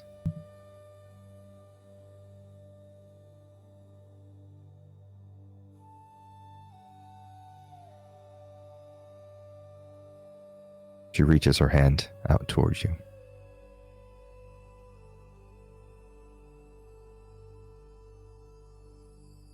Echo, assuming that she wants him to take her hand, will begin reaching for her hand and say, We all give ourselves to friends and people we meet a little bit at a time. Guess it's okay to give someone a little bit more, right? Well said, little one. and then don't he'll worry. I'll be back doing my job. I will feed the shattered one. No more. Echo smiles. And in that sweet smile of the fairy, she reaches a hand down and touches your chest. And very carefully pulls a bit of light from you. Closes her eyes and whispers something to it. Then blows it out across the water. And she says, "Go forth, Echo Light Sprout. For the next time I see you, I will be greeting my avatar of grace." And with that, the darkness envelops your vision and you're pulled from the realm. And that's where we'll take our break. But hey, stick around because we're going to try to give away That darn hoodie again, if there's enough people hanging out. Yay! We're going to give away a hoodie. I have it somewhere. Oh, it's right here. I didn't wear it because last time it was so hot. Stick around. We're giving that away when we come back. Sit tight. See you soon. Bye.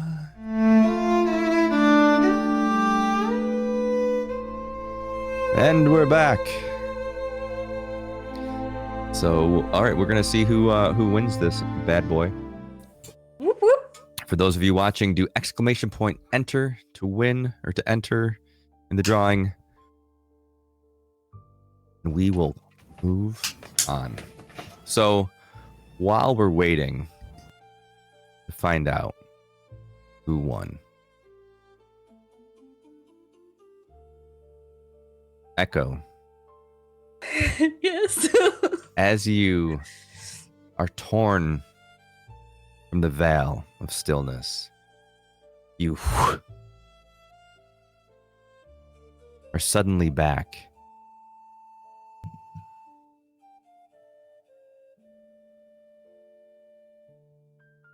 I'm assuming I'm on my knees at the moment still.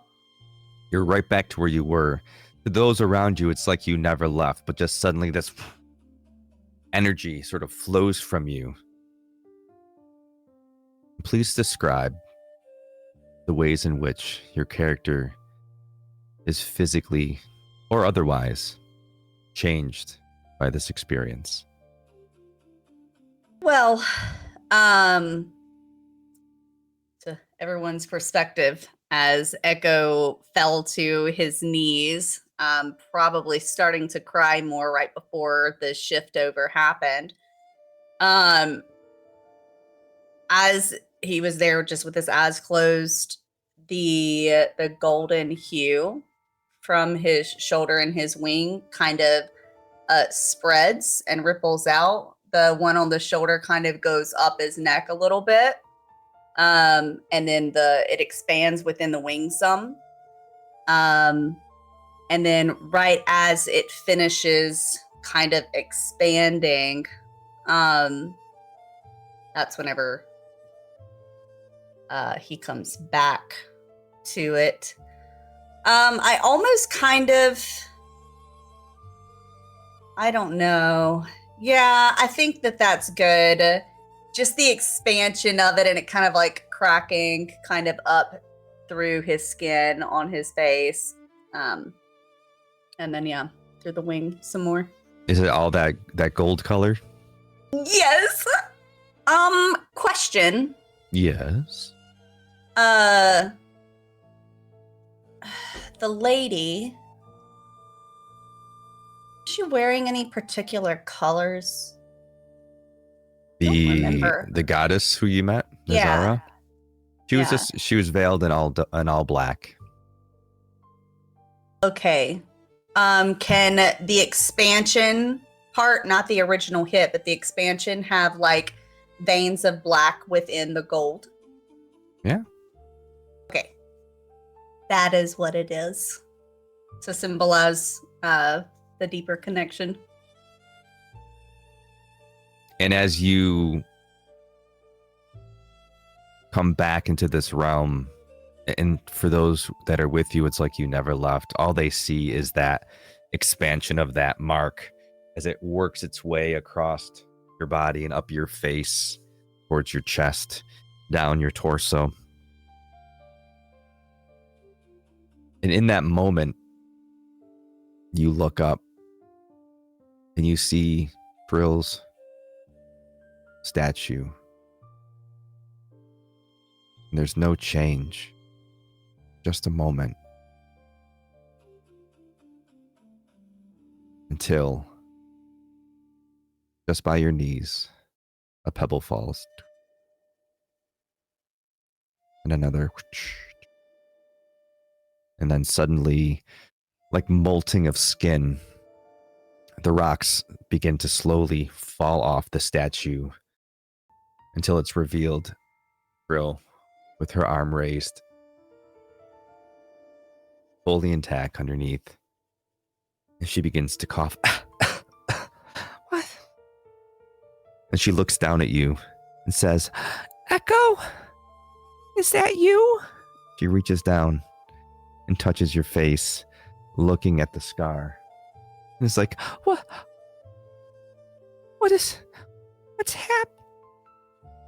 What's happened to you?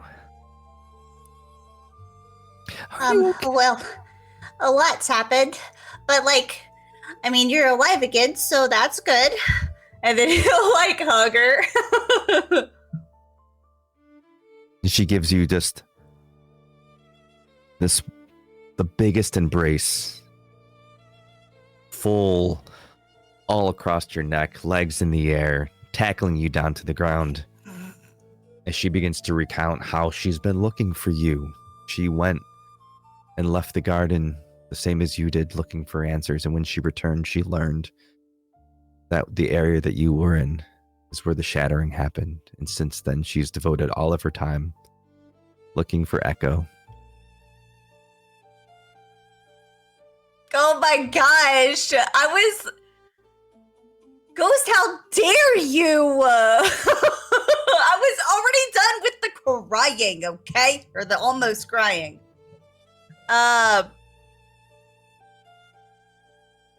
He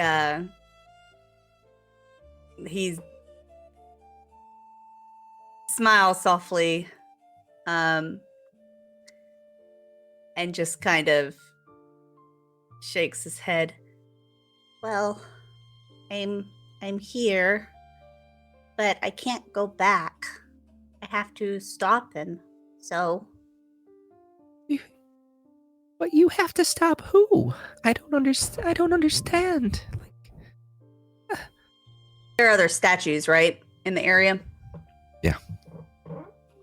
He'll point to the other statues and then kind of just pick up some pebbles and kind of show her. you were, a statue. What? But yeah.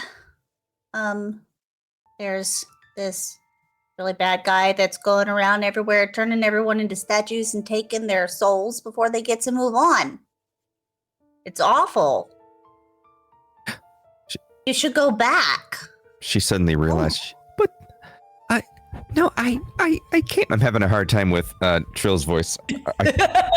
Up until we started this, I thought it was a he, so I was practicing for. Oh, it's fine. No, it's okay. But I helped the elves. They were all. I let them into the garden, and how long was I like that?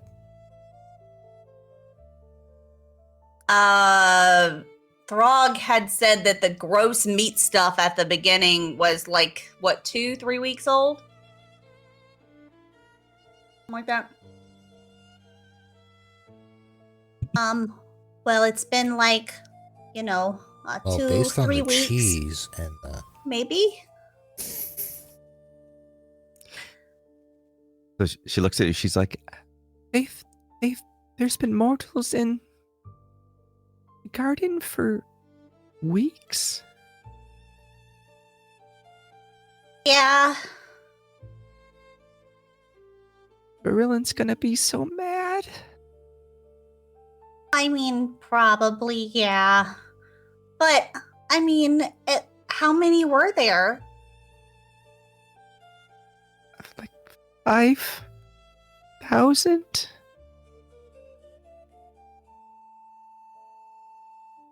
That's a lot of mortals. I know.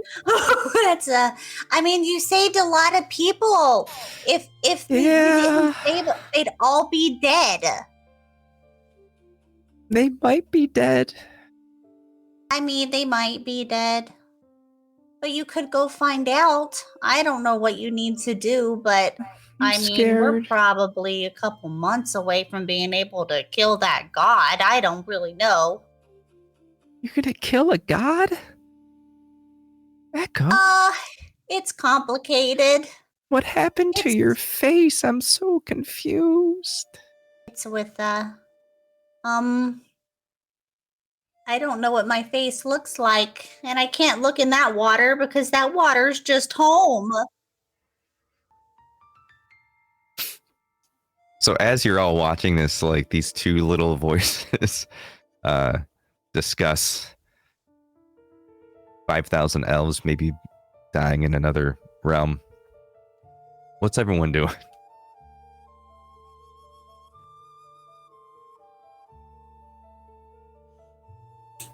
Being confused. Oleg's thinking of breaking the news that Solaris is also not happy that they're in the garden, but he's going to wait his moment a little longer. Why were they heading towards the pond?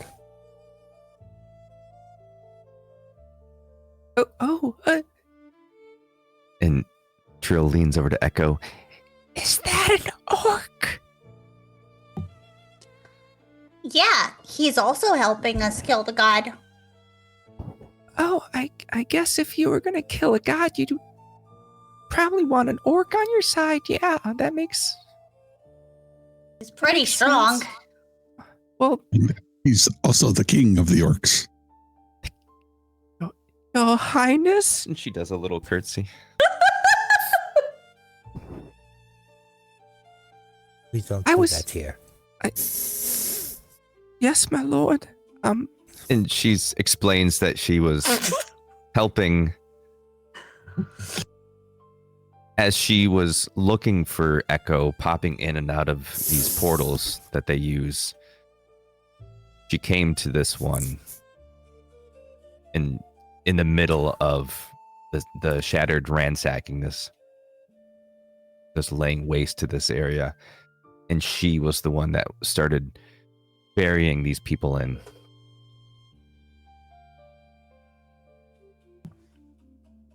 So she was trying to just to save them.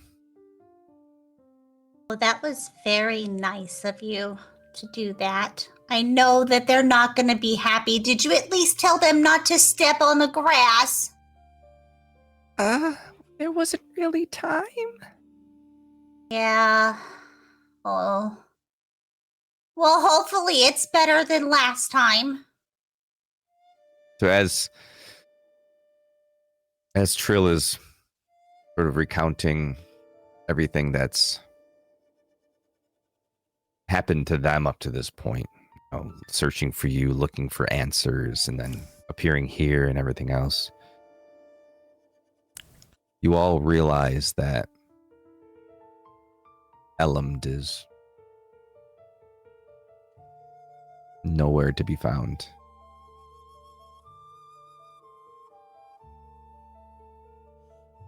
Gonna have to put a bell on that one. Elend, we sort of jump over you pushing through the garden. Sorry, the Vale of Elarion. Can't talk anymore. There's so many Vales in this episode. Elarion, the Vale of Elarion. Looking at the trees that you recognize from your vision. And as you wander through, you come across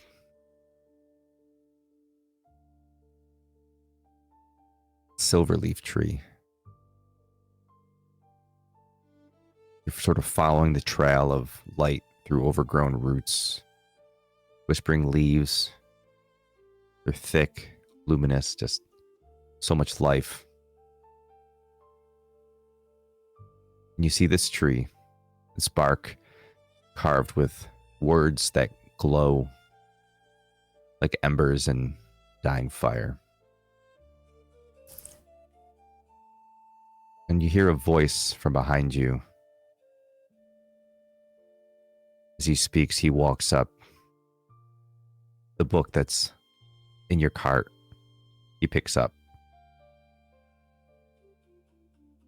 And he says, "Well, I suppose it ends here, doesn't it?" And as he walks around your cart, you see a familiar face. It's Raish, but much older. It's the older version of Raish that you experienced way back in Unesra. He's not looking at the book. He's looking at you, and he says, "This is where the story eats itself, I suppose. The threads converge, and the loom just sort of unravels."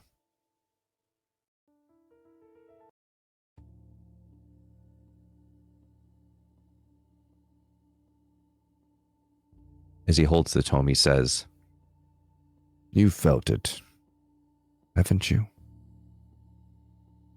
The way truth bends under the weight of all that you've seen. And the pattern has begun to collapse in upon itself.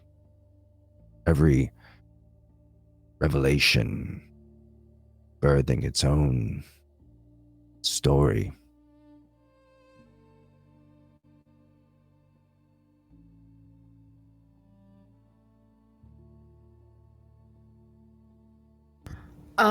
I think. I mean, what does Elend know about what Raish is talking about? Nothing. I mean, it's nothing specific, just everything that Elend has experienced. You know, all of these divine beings doing what divine beings do, sort of like using mortals as their own pawns. He's speaking specifically to how Elend feels about their place in all of this. When he speaks of these truths that Elend has seen, making these stories, it's all about, you know, how stories are always told from a specific viewpoint, and that truth can be whatever the storyteller wants it to be.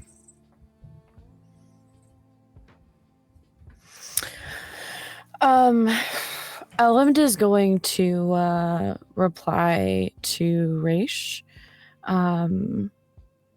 and tell him, "This web is exhausting. I seek only one final truth."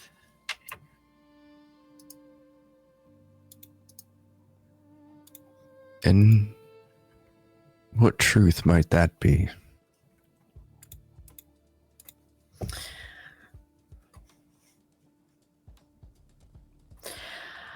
I seek the solution necessary to protect my home.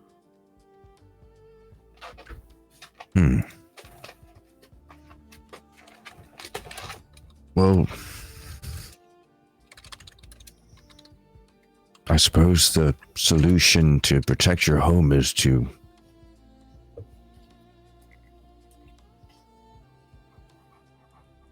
probably finish what you started.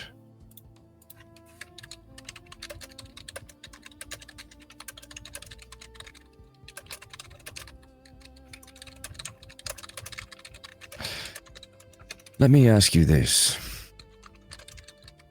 Do you have time to sit with me? There is much that I think we should discuss.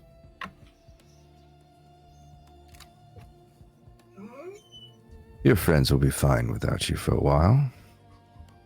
Besides, for people like us, Elend, time is merely an inconvenience.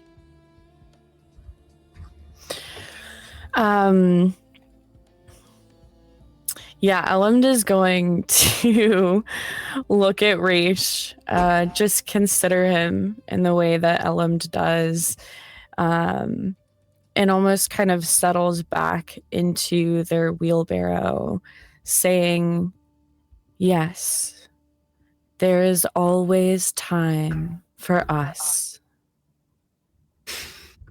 There is. And if you are to be my successor, then there is much for us to go over. For Caloris's particular. And easily manipulated isn't the word I say.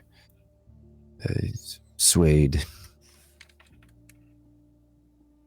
So you have some important decisions ahead of you.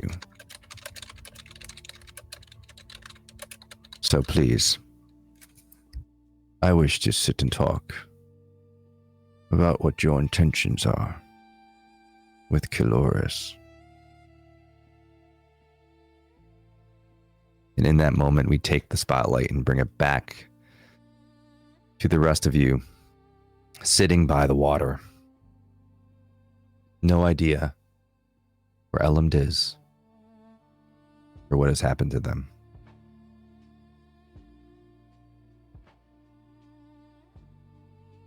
Echo's gonna look to Trill. Go Grog, ahead. did anybody keep an eye out for Elend?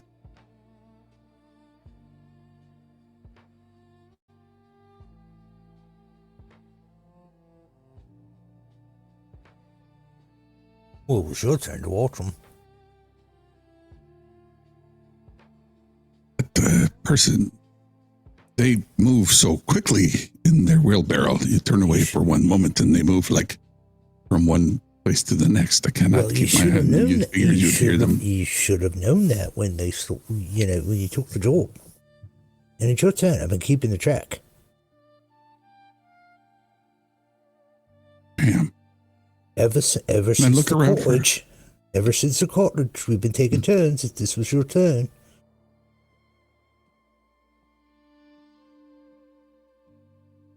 Yeah, you're right. I want to look around to see if there aren't the wheelbarrow trucks anywhere around. I'm sorry. I know that I'm really worried about my friends in the garden. Echo, tell them that I think I may have locked all of the elves in. And Yeah. Because they can't really go in there without you, like, helping them, and they can't leave, yeah. without you helping them. So you're gonna go back? I could use some help. walked in where? Well, here's my question and a little bit of a conundrum, okay? So, this world isn't necessarily safe, and I don't know if they're gonna just die. You know, it's pretty complicated.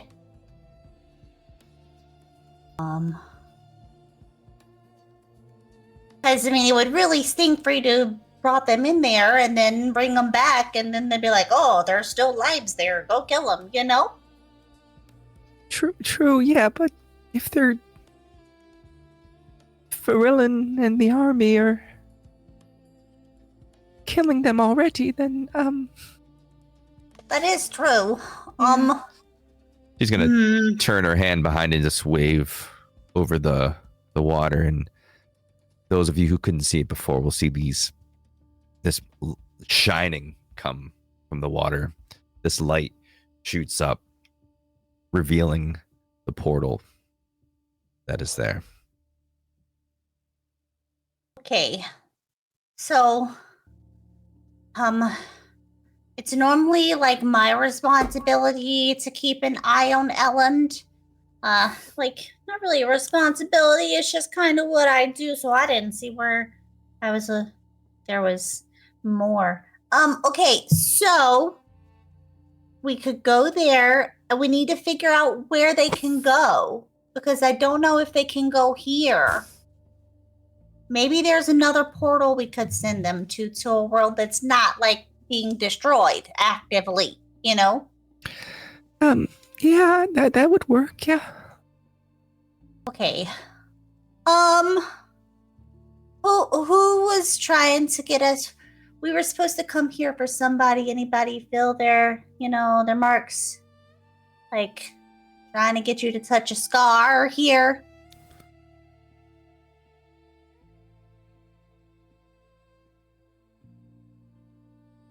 I'll take the silence as a no. What's a scar? I don't have any scars. I don't. No, not you. Oh. Everybody else. I'm pretty sure it was Elland. Oh. Well, maybe they got like sucked into their scar. And they'll be back. Is that a thing? Sucked into a scar? I mean, I kind of got teleported somewhere that is darkness just a minute ago. So maybe. But I think I was still here, but there. It's weird. God stuff is weird here. Trill just looks at you with this look on her face like you might as well be speaking Galapia. Okay, so there's lots of people in there. I have to help you help the people get out of there and to somewhere else. But I also have these people that I'm kind of tied to. So either they stay here while I go help you, or they come with me while I go help you. But I don't want to leave Elland alone. I have somewhere they could go. What? I have somewhere they could go, but I'm not quite sure how to get there. Huh.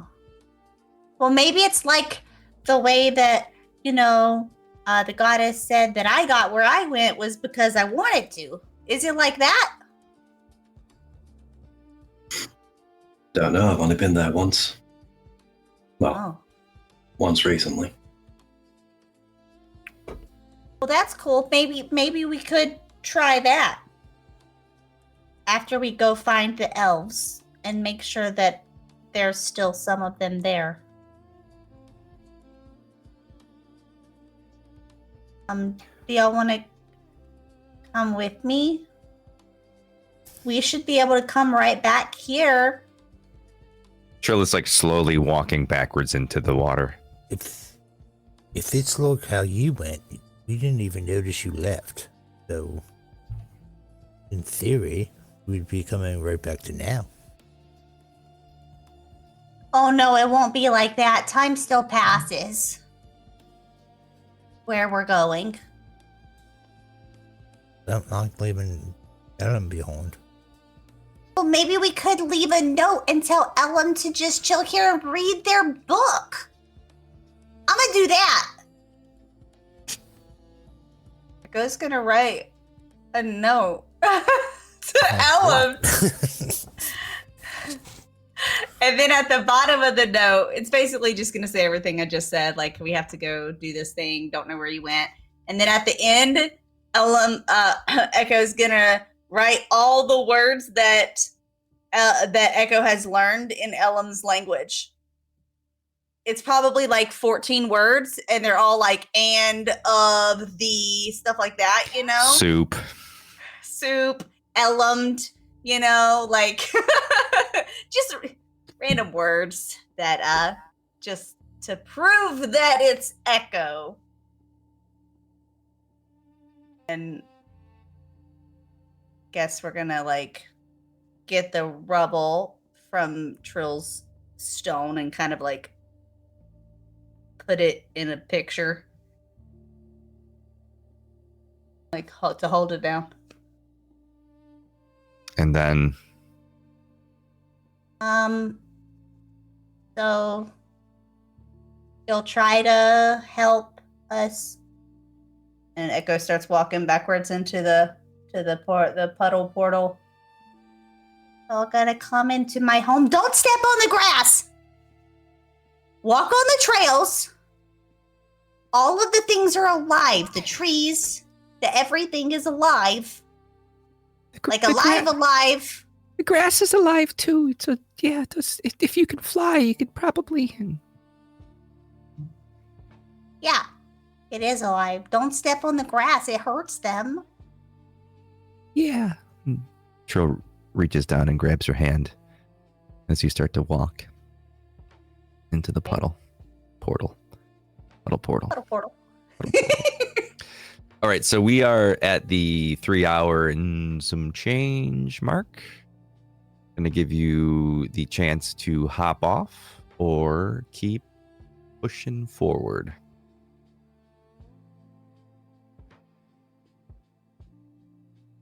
It's a good jumping off point. It is pretty good. They don't all Especially have to since be they're 4 about to hours have long. to go into that whole new world. You know? It's a whole new world. Sorry. Yeah. So, as you each begin to push through the water, light around you bends. You expect to feel the cold wetness of the water as you start to walk in, but all you feel is warmth and light. The veil around you folds in on itself. Branches twist, marble crumbles, sky bleeds, the colorless mist. For a heartbeat, there's no sound, there's no ground, there's no sky. Only a low hum of eternity between realms. You step through.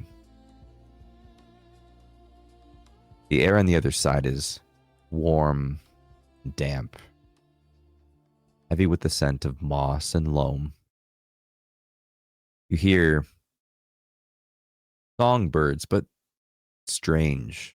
Not to Echo, but to everyone else. It's a different type of bird than what you're used to hearing. The tones harmonize like a choir. Sky is green and gold at once, clouds of shimmering pollen drifting like dust motes in sunlight. And as you each pull yourself upon the rocks of a pond on the other side, you find yourself standing in the garden, down in the grass. Not the one Echo remembers. This place is different. It's frayed. The edges of the world seem thinner than they were when he was last here. As though reality is being held together by memory alone. And as you come off the rocks onto the path, you see a stone road pushed through wood carts, provisions left on the road. You see nestled tents in the hollow of a hill, where the now empty elven encampment lies. And that is where we will end it. Good job, everybody. So much fun. I didn't roll anything. So I didn't spend. I'm good. Saving it up. All right, you killed off all the elves. That should be worth about 4 of them. You don't know that I killed them off. You don't know what could happen in the next episode. So, lots of stuff happening. The end of October into November. Kind of crazy. So next week, we have session 0. I'm getting this right. Next week's the 16th. Yeah. Next week on Thursday, 9 p.m., we have session 0 for the Watchfires of Carvos Keep. That is the first one-shot of the Shattered God. It happens within the world that we're playing, but in a completely separate location over in Corvallis. I'm super pumped. We got a great team and like kind of a great mix of people and story. It happens, the actual event itself happens the day before Halloween on the 30th. But after the one shot, the next Thursday's our next session. That's the 23rd. One shot's the 30th. And then we have 2 weeks off, November 2nd and November 6th. No, November 2nd and November 9th, whatever it is. We have 2 weeks off of this, and then we're right back that third week, I think. Something like that. So stay tuned. Join us next week for our session 0 for the one shot, and then this next session on the 23rd of October. I was like, I'm going to remember the date. This is the episode that I'm like, I remember the date. All right. Thank you all for hanging out and playing Daggerheart with us. As always, your Rift Walkers. We'll see you next week. Bye-bye.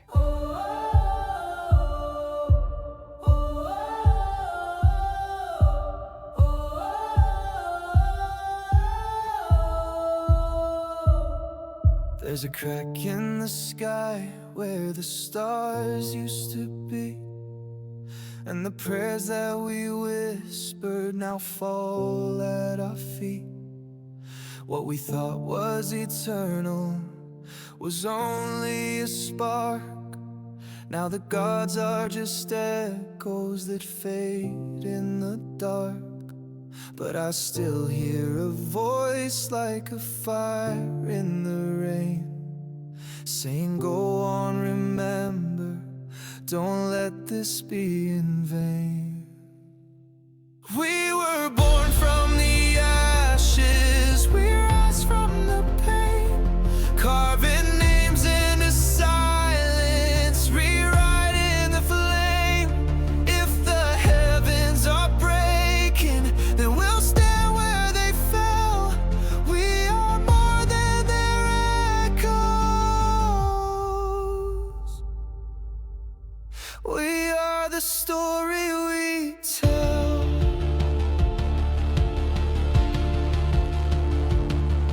We were marked in the night by a hand we don't know, with a burden we carry but never let show.